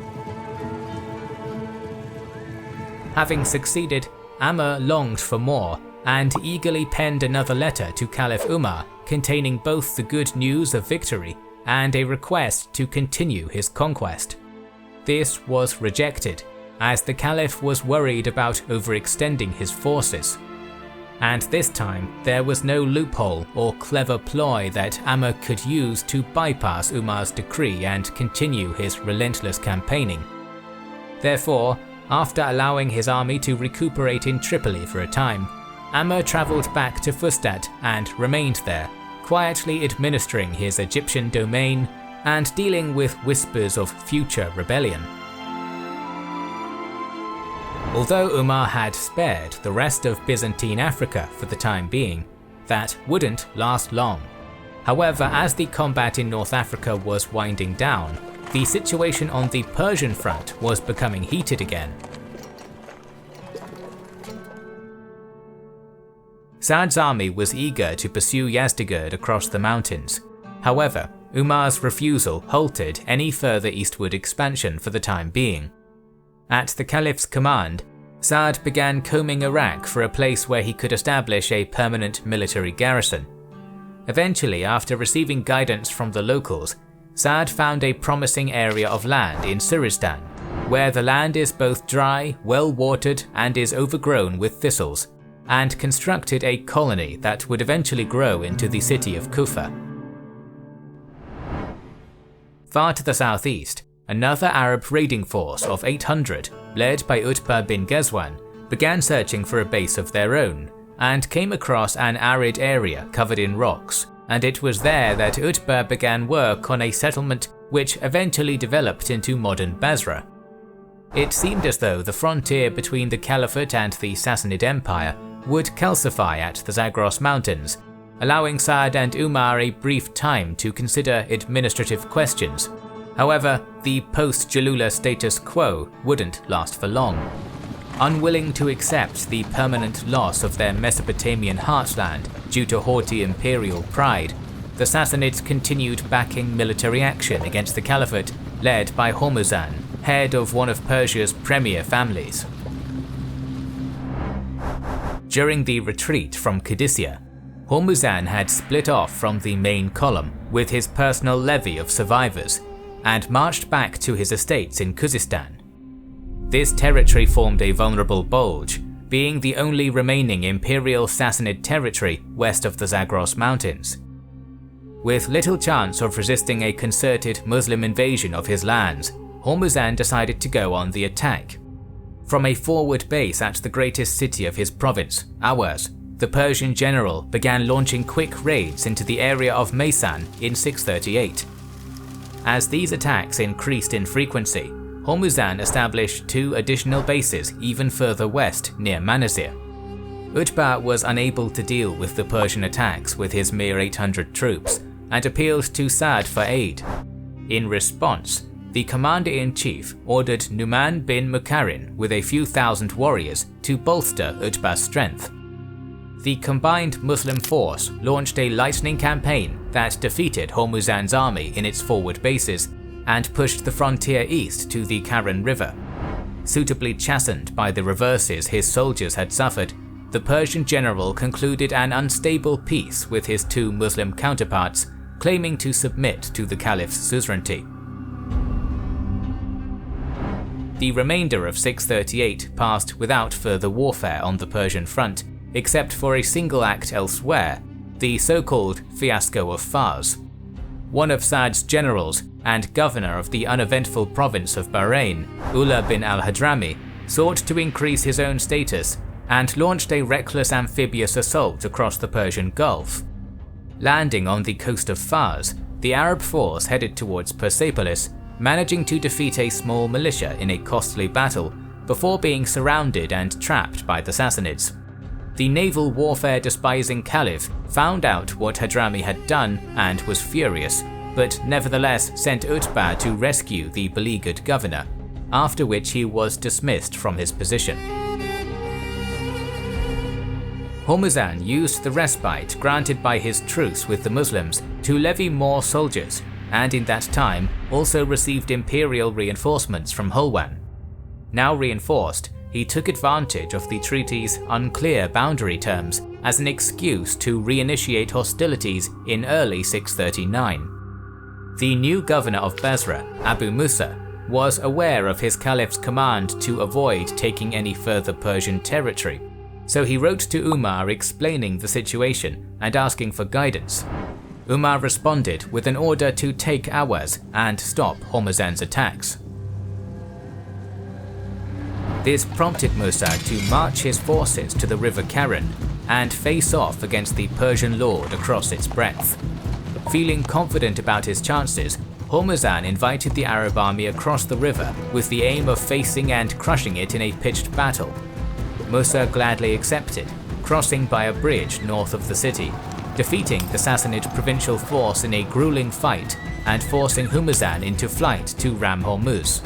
A typically aggressive pursuit force of Arab cavalry forced the overwhelmed Persian commander to retreat even further east.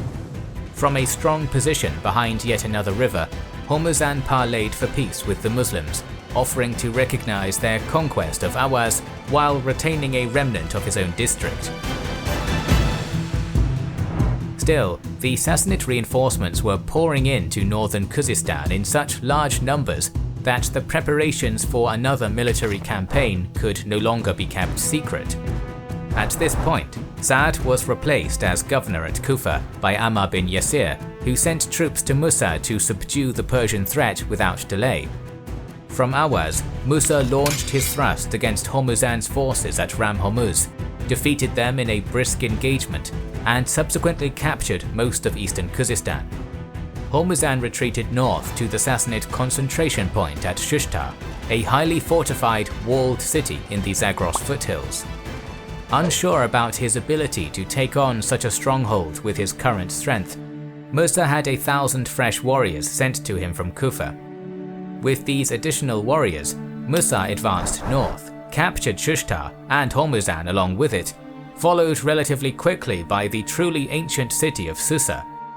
Returning to Basra after this victory, Musa sent a subordinate to capture the final garrison in Khuzestan. This was Junde Shapur, who succeeded by late 641. With the seizure of this final city, all of Khuzestan and Sassanid territory west of the Zagros was now under Muslim rule. Despite the loss of Iraq, Sassanid Persia east of the Rocky Barrier was still a cohesive and powerful empire, with loyal territories as far off as India.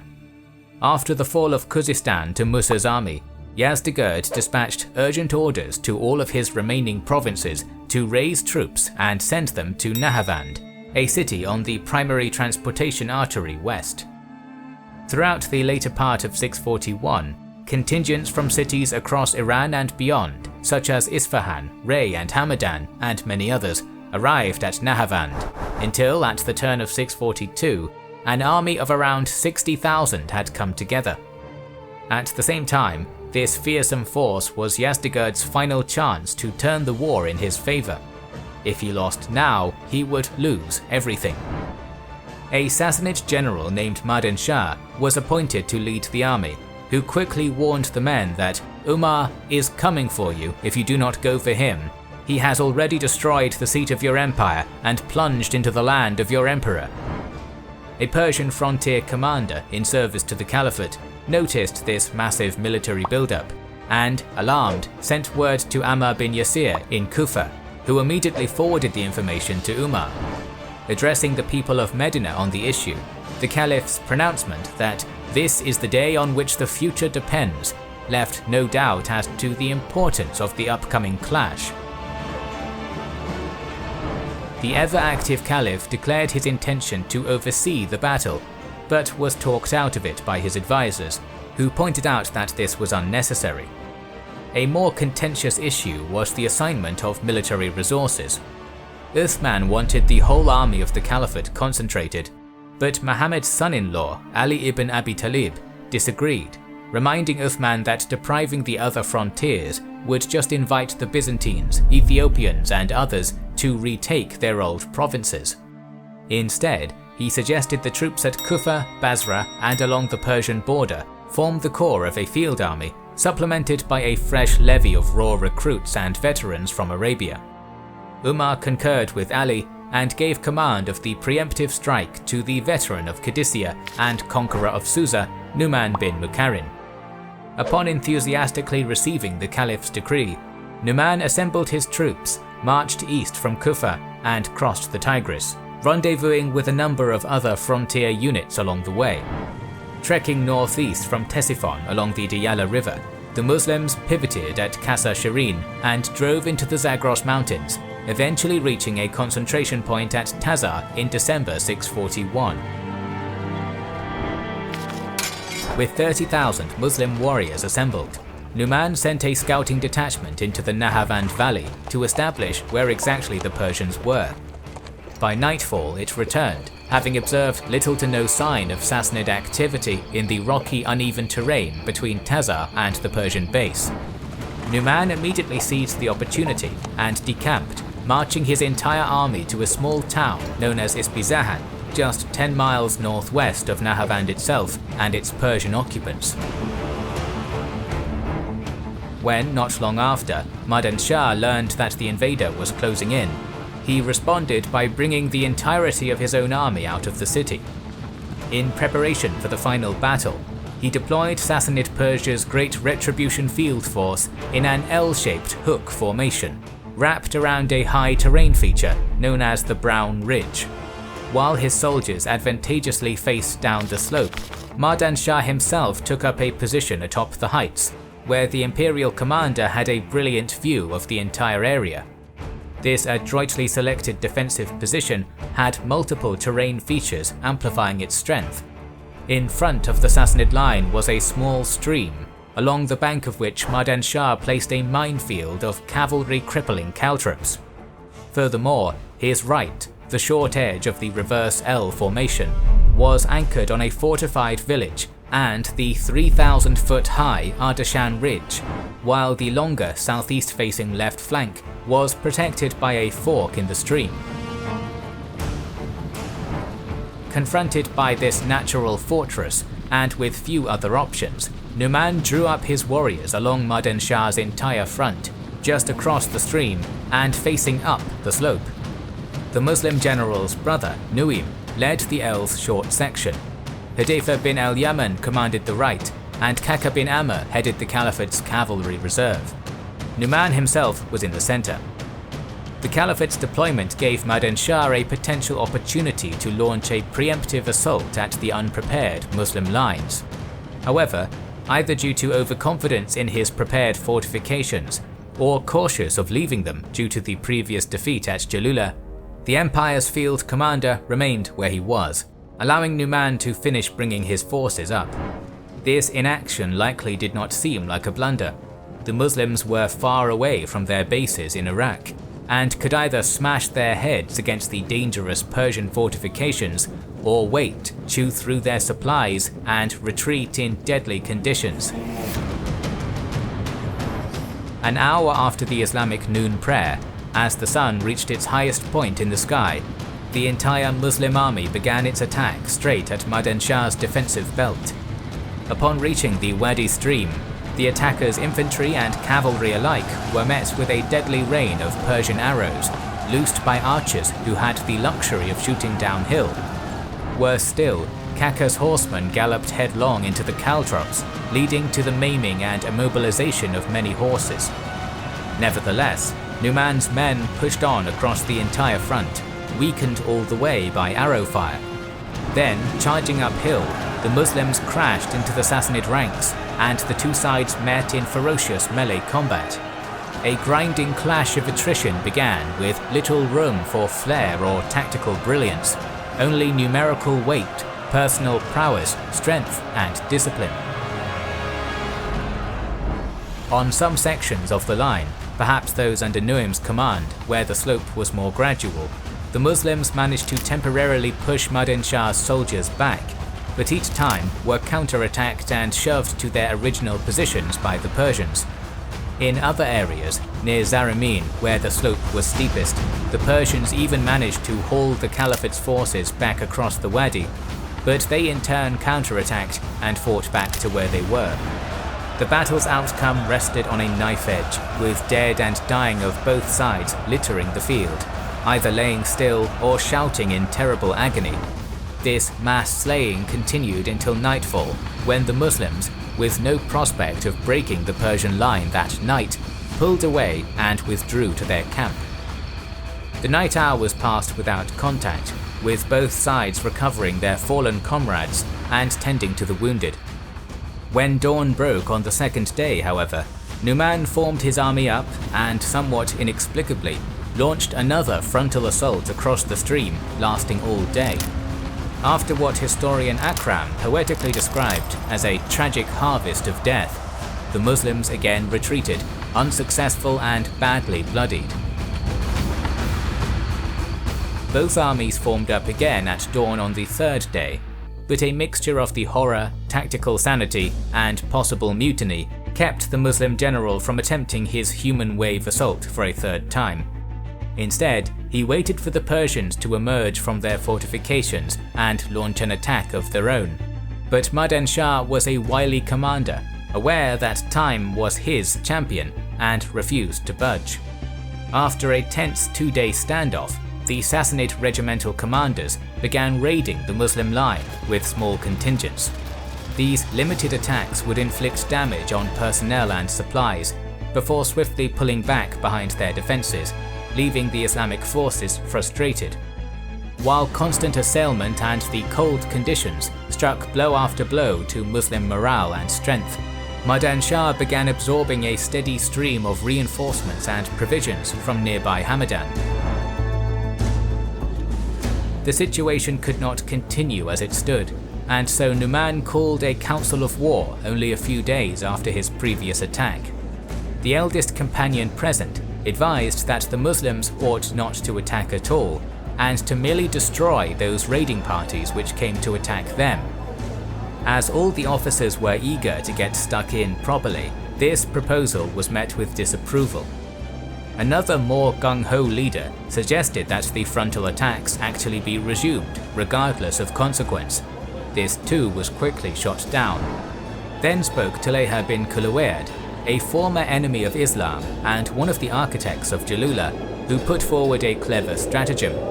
The Muslims, he said, should put the cavalry in a position to outflank them and show a weak front, making as if to withdraw.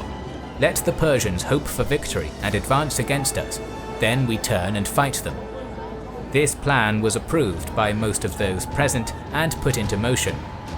With the purpose of making the illusion of weakness more convincing, at Taleha's proposal, the Muslims also began circulating false rumors that Caliph Umar was dead. Over the next few days, word of Umar's death proliferated around the overjoyed Persian army like a kind of virulent mental plague, provoking hopes of an offensive against their now surely demoralized enemy. The Friday after Numan's last attack, Sassanid sentries began observing the abandonment of Muslim positions across the stream, tents being pulled down in the Muslim camp, baggage being loaded, and small contingents of men marching west. Everything Madan Shah could see appeared to suggest that the invading army was vulnerable and was about to retreat. So the general opened a series of gaps in the Caltrip belt on his right flank, according to a pre-prepared plan, and began having his soldiers cross to the outside. Lead elements halted just beyond the Caltrip field, waiting for the rear ranks, and began forming up there. According to our sources, Madan Shah might have restored the Caltrip field so his troops could not run. The retreating Muslim infantry span around upon seeing that they were about to be struck from behind and hastily deployed for battle, somewhat further back than before. Of course, this was all part of Taleha's plan. The Persian general had swallowed the bait, hook, line and sinker. Unbeknownst to the Sassanid army, Kaka and his cavalrymen were concealed in a gap behind the Ardashan ridge, ready to attack. 2 hours before noon, Madan Shah ordered his army to advance slowly towards the stationary enemy line. When the Persians entered missile range, they began loosing arrow volleys, with the aim of softening the Muslims up at a greater range than Arab bows could operate at. Forced to defend themselves with only their shields, many of the Caliphate's warriors were chomping at the bit to close with the Sassanids and fight them in melee, but Numan, with a wider view of the strategic situation, ordered them to remain steady. After a while weakening the Muslims with missile fire, Madan Shah launched a full-on charge. This was the key moment of the battle, as this attack finally unanchored the Imperial right flank from the Ardashan ridge and its nearby fortified village. Remaining on the defensive, Numan restrained his forces from effectively pushing back, withdrawing slowly in a similar manner to Hannibal's centre at Cannae. Then, after some time of suffering this, Numan ordered a counterattack just after midday, and at the same time, Kaka's cavalry swept out from behind the ridge and drove a wedge between the Persians and their obstacles. However, Madan Shah detached a unit of reserves that met and held the Muslim cavalry before the encirclement was completed. On the front line, Persian forces were gradually pushed back under the weight of Numan's counterattack. But then, the Muslim general was struck by an arrow, fell from his horse, and was spirited away from the fight, with Nuaym impersonating him to maintain morale. Although Sassanid resistance was absolutely unwavering, by late afternoon, the Muslim forces, half encircling their foe, were clearly in the superior position. Suddenly, as the sky began to darken, the majority of Madan Shah's army collapsed and routed, able to do so because the forces opposing Kaka were still resisting. Amidst this chaos, Taleha was also slain. A relatively large number of Persian troops managed to escape the battlefield, but many, including Madan Shah, were killed by their Muslim pursuers, fell victim to the re-strengthened Caltrop belt, or were taken prisoner. Hudayfa took command of the Caliphate's army after Numan's death, and advanced the following morning, defeating the Sassanid remnant at Darazid. Part of the defeated army retreated into Nahavand itself after the second defeat, where the new imperial commander, Dinar, surrendered the city unconditionally. Nahavand was the final great battle between Islam and Persia, marking the point at which there was no longer any doubt: the Sassanid Empire would fall. For this, Nahavand is known to the Muslims as the victory of victories.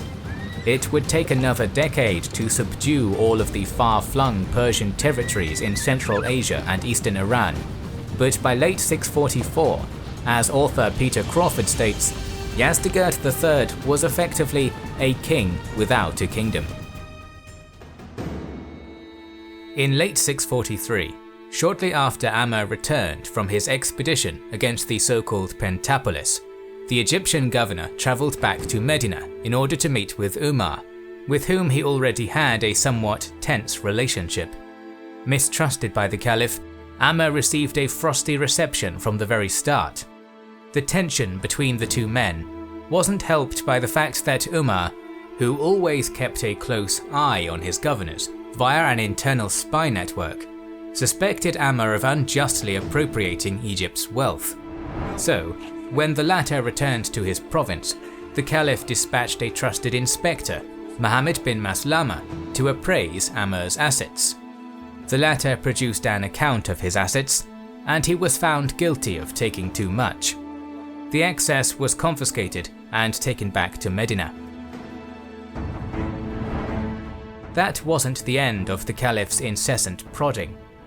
A short while thereafter, unsatisfied at the lackluster revenues flowing into the treasury from Egypt, Umar had a heated debate with Amr by letter. After that ended in a deadlock, a Copt was sent to Medina to inform the Caliph of his province's financial situation.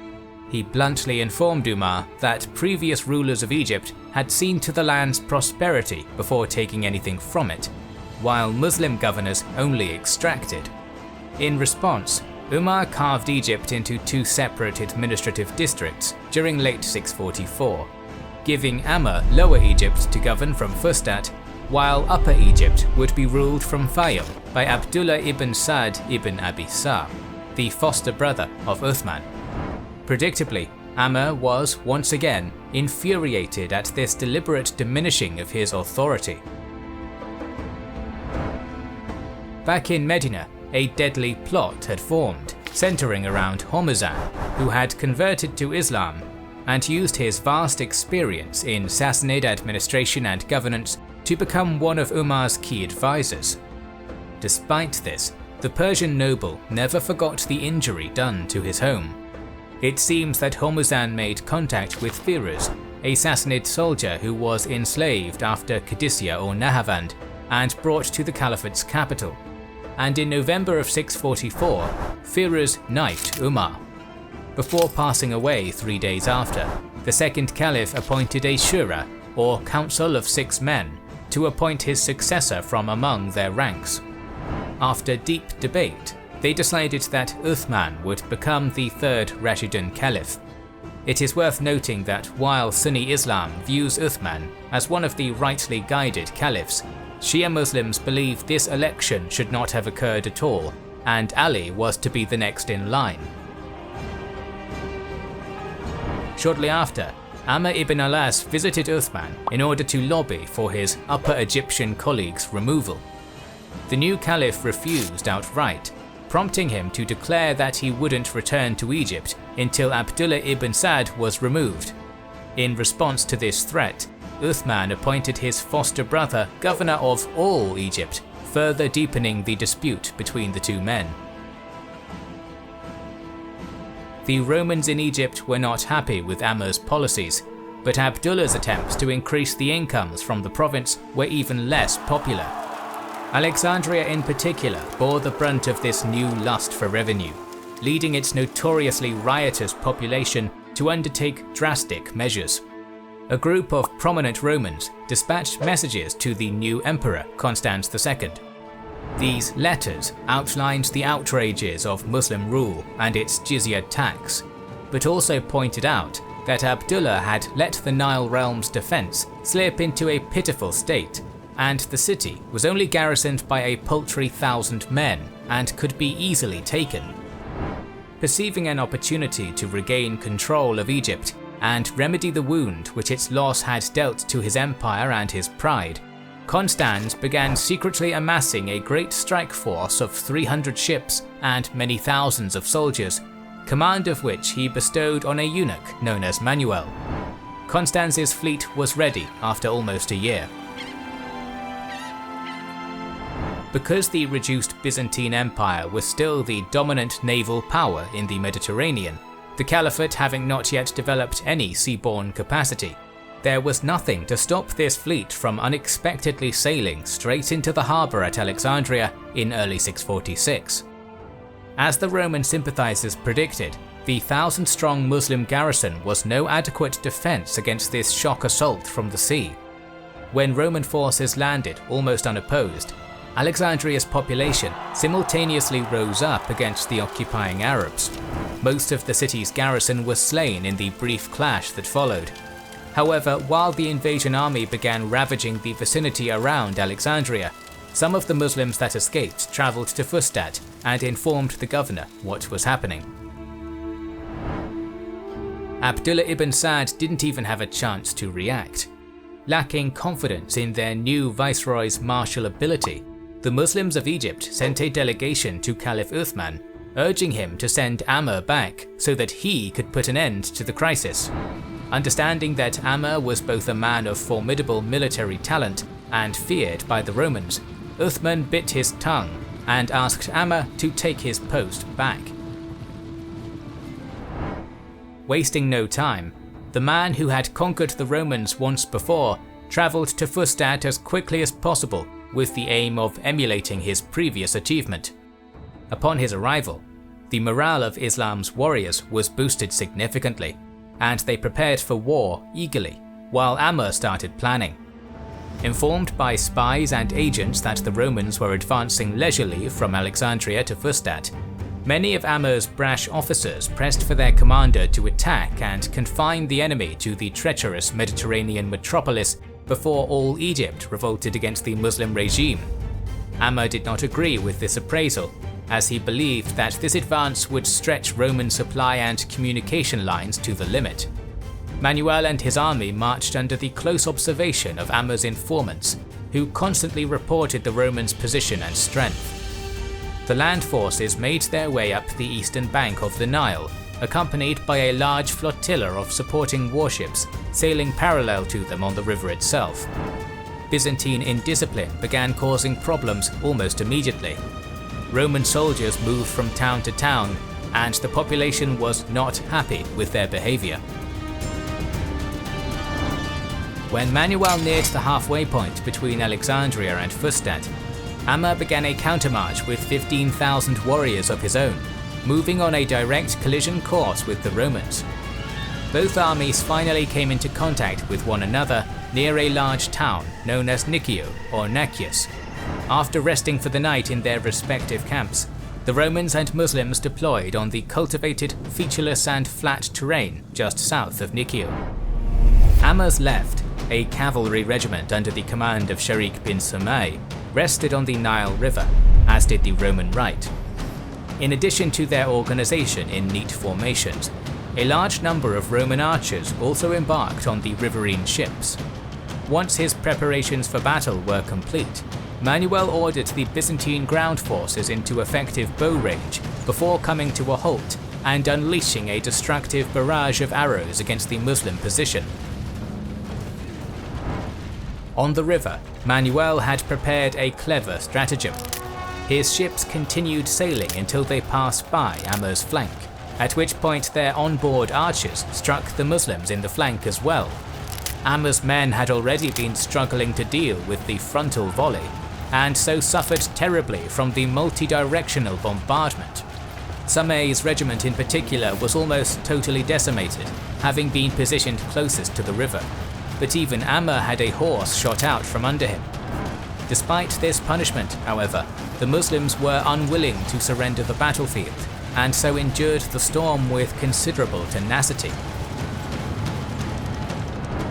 Once Manuel believed that his enemy was sufficiently weakened, he called back the flanking vessels and had their onboard troops fall into ranks behind the main army, and then began yet another arrow attack against the Muslim line.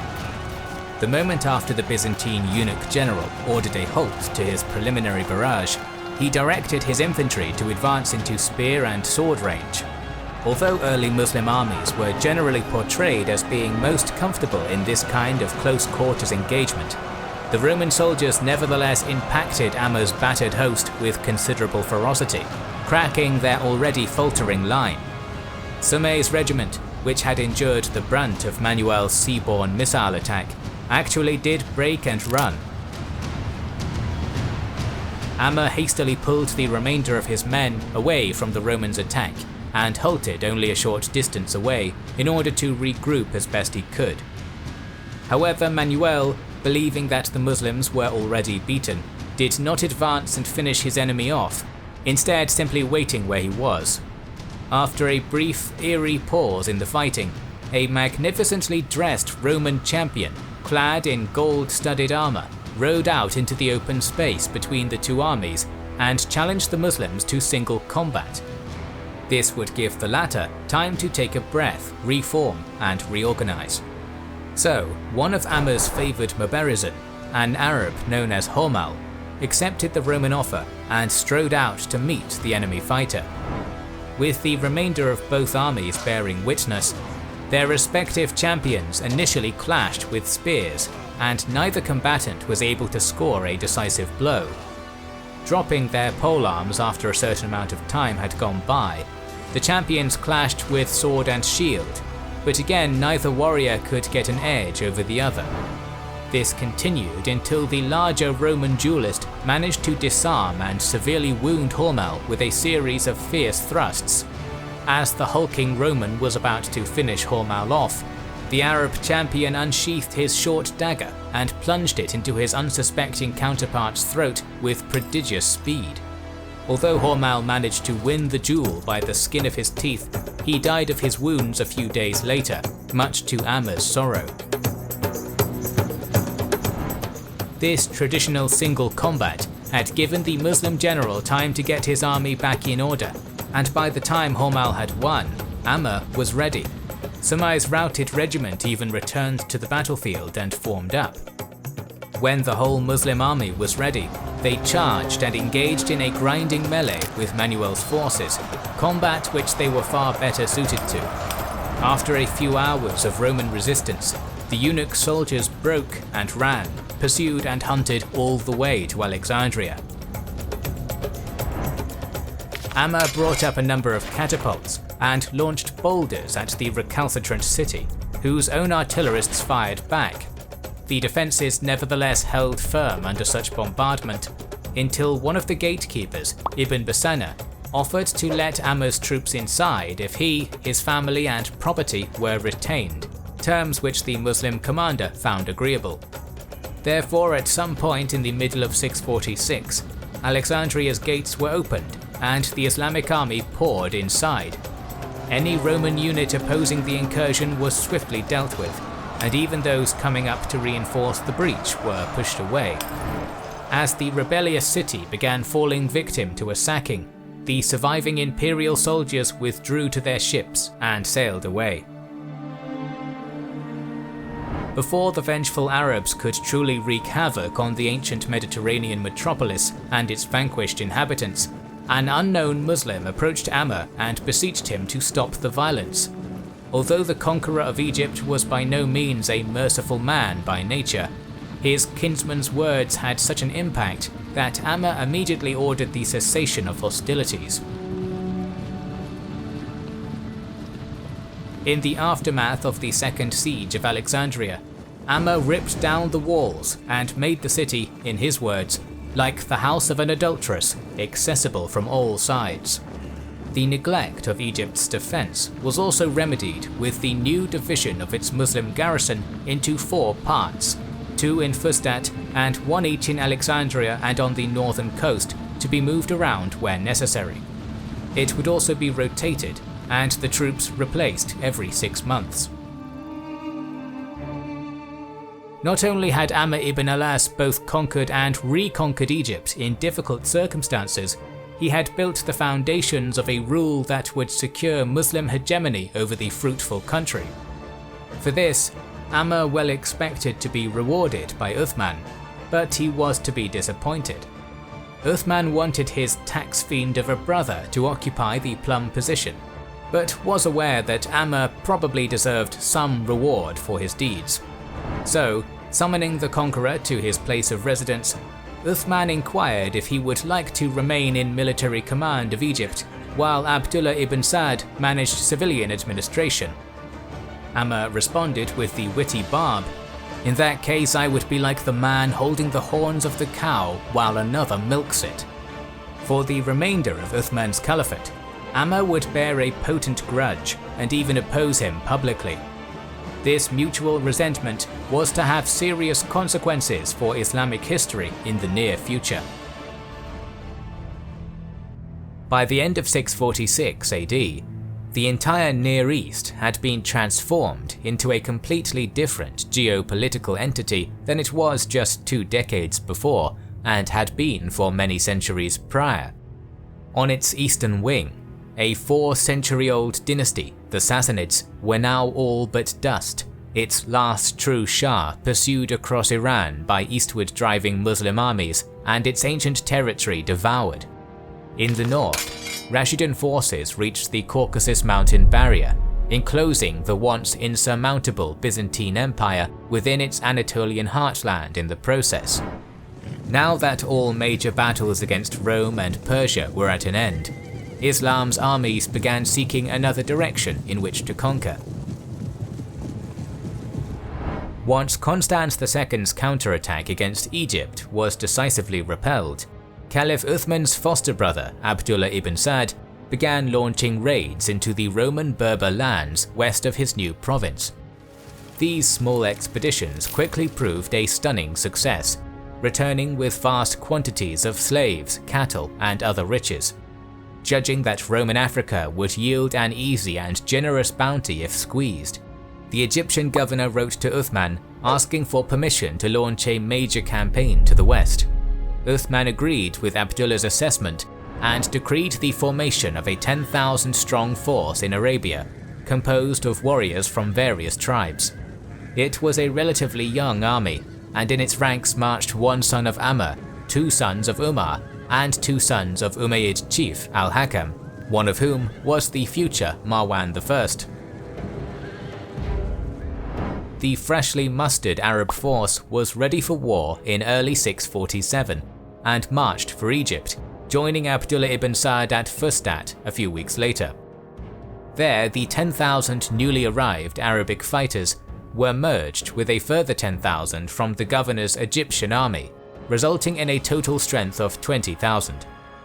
With this mostly camel and horse-mounted invasion force at his back, Abdullah marched west. This part of the Mediterranean seaboard bore witness to some of the ancient world's most dramatic events during the course of several centuries. Emperor Heraclius' father had previously served as ruler of this sizable exarchate of Africa before his son's ascension to the Byzantine throne in 610, upon which the elder governor died. Close to the emperor's death in 641, Heraclius himself appointed as exarch a patrician known as Gregory. However, dynastic chaos following the death of Heraclius and Constans II's inability to repel Muslim attacks, particularly in nearby Egypt, were all too much for Gregory. In 647, as Uthman's army was in the process of readying to attack him, the exarch declared independence from Constantinople amid a surge of popular support from Romanized Africans and native Berbers alike. Abdullah ibn Sa'd, meanwhile, crossed the Nile from Fustat and took his army up the west bank until he neared Alexandria, at which point he drove northwest and cut across the desert as a shortcut. After a few more days, the Viceroy's 20,000 hit the Mediterranean coastal road and marched along its course until, finally, after a 6-week journey, Abdullah reached Barca, the city which his predecessor Amr seized years before. The Muslims then marched a further 700 miles along the Mediterranean coast around the Bay of Sirte, enduring the scorching privations of a North African summer. The Arabs were used to such arid conditions and thrived in them, an advantage which helped them conquer the Near East. When the Rashidun army finally reached Tripoli, closer to the heart of Gregory's realm, its warriors found the heavily fortified city barred against them, contrary to the friendly reception they'd received in Cyrenaica. As Amr did half a decade earlier, Abdullah blockaded Tripoli on its landward flank and placed it under siege. In order to slow or prevent any resupply or reinforcement by ship, Abdullah stationed artillery at both points where the city wall met the water. They were ordered to strike any enemy vessel which attempted to enter the harbour, and effectively rendered the seaport unusable.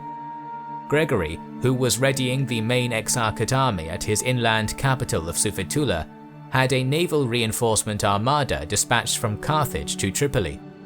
However, rather than disembarking at the port on arrival as they would have liked, the transport ships were forced to disgorge their human cargo on segments of the beach which were outside of Abdullah's artillery range and outside the wall's protection.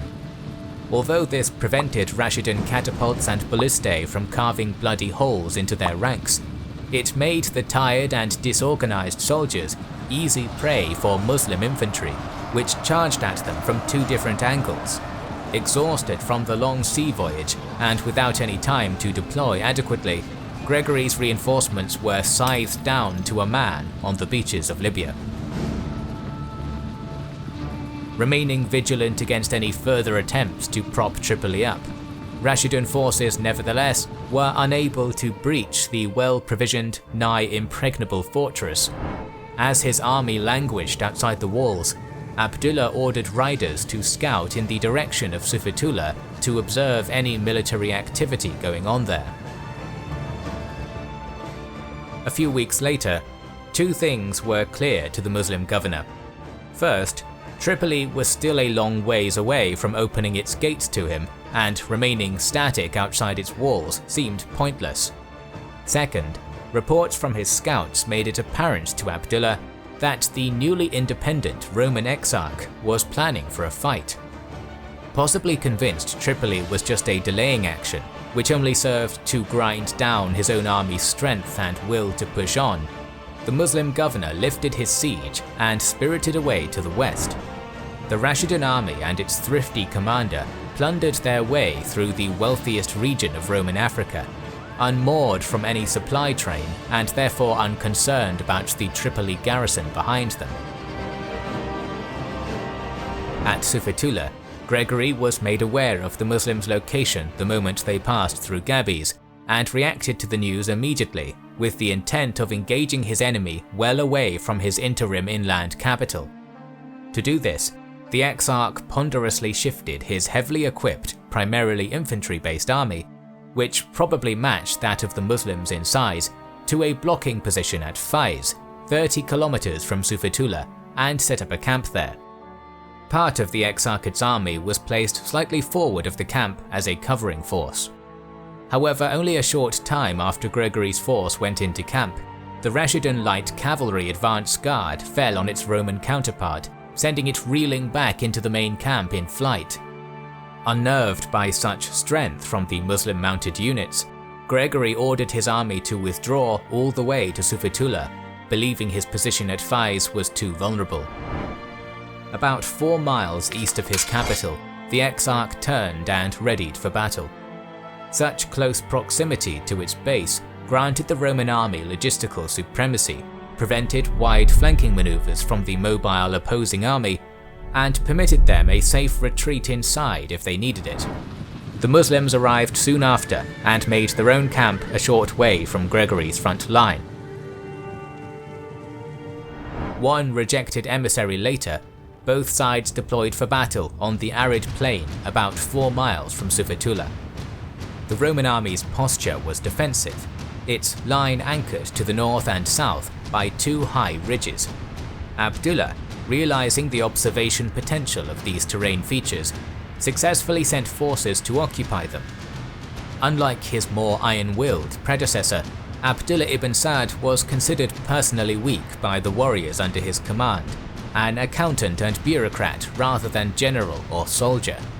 Lacking Amr's bravery, Abdullah retreated to a safe position behind the line where he was not likely to suffer any personal threat once the army was deployed to his liking. Fortunately, Gregory was a kindred spirit in that he wasn't a bold frontline commander either, choosing to oversee the clash from a throne inside the walls of Sufetula. Subordinates and lower-level officers fought the battle for him on a tactical level. At the dawn of the next day, fighting commenced. Details about the first days of Sufetula are unclear and sparse in our sources, but it is evident that the combat was incredibly fierce, uninterrupted, and bloody. Although the actual battlefield was a flat plain, the ridges on either flank prevented any outflanking maneuvers or fancy tactical flair. Moreover, the uninvolved nature of both armies' skittish commanders further paralysed the situation. After a few days of such indecisive fighting, Gregory decided to attempt an assassination of the enemy leader in order to sever the head from the Muslim serpent, but obviously wasn't going to do the deed himself. Instead, he offered to wed his legendarily beautiful, intelligent and valiant daughter to the Roman warrior who killed Abdullah. Morale in the Exarch's army skyrocketed at this news, with each warrior, whether they were Roman, Vandalic, Greek or Berber, steeling themselves with the aim of gaining the princess's hand. Word of this also spread throughout the Muslim army, and in particular to Abdullah himself. Not at all comfortable with being a marked man, his confidence suffered an even further decline. To counter Gregory's offer, the Muslim commander announced to his army that he would grant the Exarch's daughter to any warrior who personally killed her father, before withdrawing to his tent. Still, however, the next few days continued as a deadly stalemate of bitter violence, brought to a crescendo by the offer and counteroffer between generals. This continued without end until one of Abdullah's officers, Zubayr, was approached by a Berber defector from Gregory's army. He told the Muslim captain that because fighting had until that point been quite far from the walls, the Exarch's position near Sufatullah's northern gate was actually very thinly defended. Alerted to this crucial information and the best route which he should take in order to exploit the opportunity, Zubayr put forward his plan to the demoralized Muslim commander and was granted leadership over the army's mobile reserve, about 2,000 strong. The invaders' spirits were buoyed due to the dynamism and boldness of this dashing young officer, who spent the remainder of the day setting his scheme into motion. Swarmed by warriors who desired to embark on the risky venture with him, the younger Zubayr eventually selected 30 of the fiercest, most capable and valiant combatants his army could offer as an attack squad.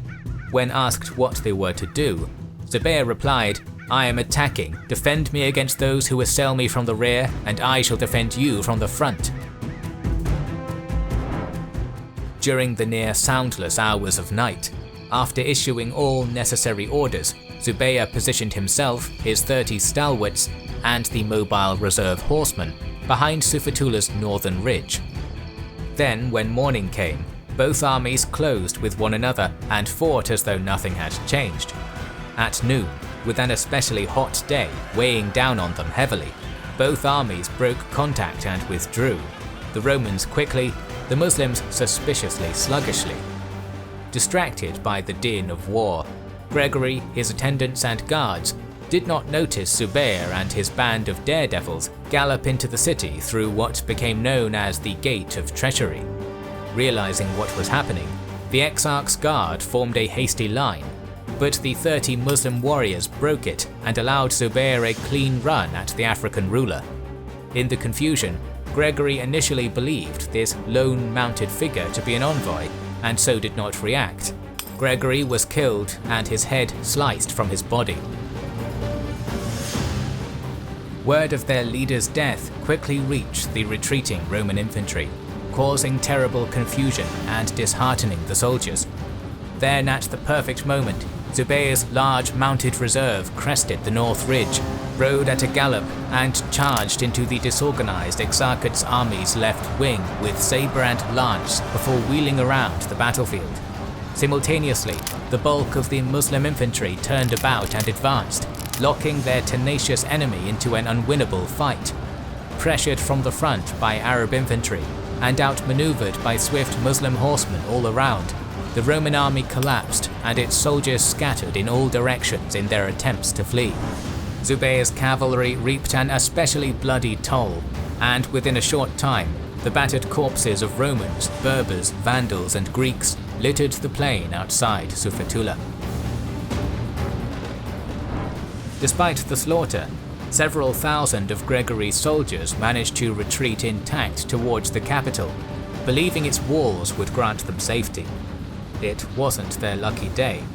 Zubayr, having handily dealt with the Exarch, sent small squadrons to hold each of Sufatullah's gates, preventing entry or exit. When the retreating columns of exhausted Roman soldiers reached the city, therefore, they were viciously attacked by Muslim cavalry coming the other way and cut to pieces. The Rashidun triumph at Sufetula is frequently touted as the point at which Roman Africa was forever lost to the empire. And while it was a back-breaking moment for the province, this was far from true. Once the vast quantity of captured silver, gold, and cattle was accumulated and distributed, Abdullah ibn Sa'd moved on the Exarchate's real capital, Carthage. Upon putting the millennia-old city to siege, the Muslim commander and local leaders within the city came to an impasse. There was no chance that the besiegers would be able to take Carthage with their overextended supply lines and barely functional siege train. But at the same time, there was no way for the inhabitants of Carthage to make them go away. However, with exaggerated reports of Gregory's fate fresh in their minds, they asked for terms after only a few days. Always with income on his brain, Abdullah ibn Sa'd accepted a vast quantity of Roman gold as payment to leave Africa alone, keeping only what they had so far conquered. After a subsequent eastward journey of about 3 months, the Muslim army arrived back in Fustat by late 647, bringing with it a vast hoard of wealth which further swelled the treasury in Medina. Regardless of the gathered loot, Abdullah had effectively won a victory and then given up the ghost before the conquest was concluded. At about this time, late 648, the governor of Syria, Muawiyah, launched a naval expedition of unknown scale to Cyprus in order to neutralize any potential threat that it posed as a staging point for future Byzantine attacks. Muawiyah landed on the Mediterranean island and seized it without opposition, exacting a tribute of 7,000 dinars annually. With the North African front winding down, most expansionist movement within the Rashidun Caliphate came to a halt. 3 years passed in relative quiet until Abdullah ibn Sa'd led another attempt to conquer Nubia in 652, failing once again due to the country's Archers of the Eye. Because the situation on land between Eastern Rome and the Caliphate had calcified at the Taurus Mountains, both sides began looking to the sea for an advantage. If Constantinople maintained its naval supremacy, it would have the ability to land a force in Syria, Egypt, or Africa at will. However, if the Caliphate usurped this control, they could make the Mediterranean a Muslim lake and even threaten the great imperial city. To that end, both the Egyptian governor and Roman emperor refocused their efforts on constructing vast fleets of ships with which to dominate the sea. In 654 AD, the Arab and Roman fleets met off the Lycian coast at what became known as the Battle of the Masts. Abdullah ibn Sa'd revealed himself to be a veritable sea wolf compared to his feeble reputation on land, crushing Constans II's navy in the first true Muslim naval triumph and clearing the way for an attack on Constantinople. From the status of a subjugated, scorned, and irrelevant people of the desert, the Arabs burst forth from their ancient homeland in a manner akin to an irresistible sandstorm, blowing away everything in their path in the course of just 2 decades. The third season of the early Muslim expansion will come in late 2021, and we will cover famous battles like Tales, Tor, Guathalete, Constantinople, and much more. So make sure you are subscribed and have pressed the bell button. Please consider liking, commenting, and sharing, it helps immensely. Our videos would be impossible without our kind patrons and YouTube channel members, whose ranks you can join via the links in the description to know our schedule, get early access to our videos, access our Discord, and much more. This is the Kings and Generals channel, and we will catch you on the next one.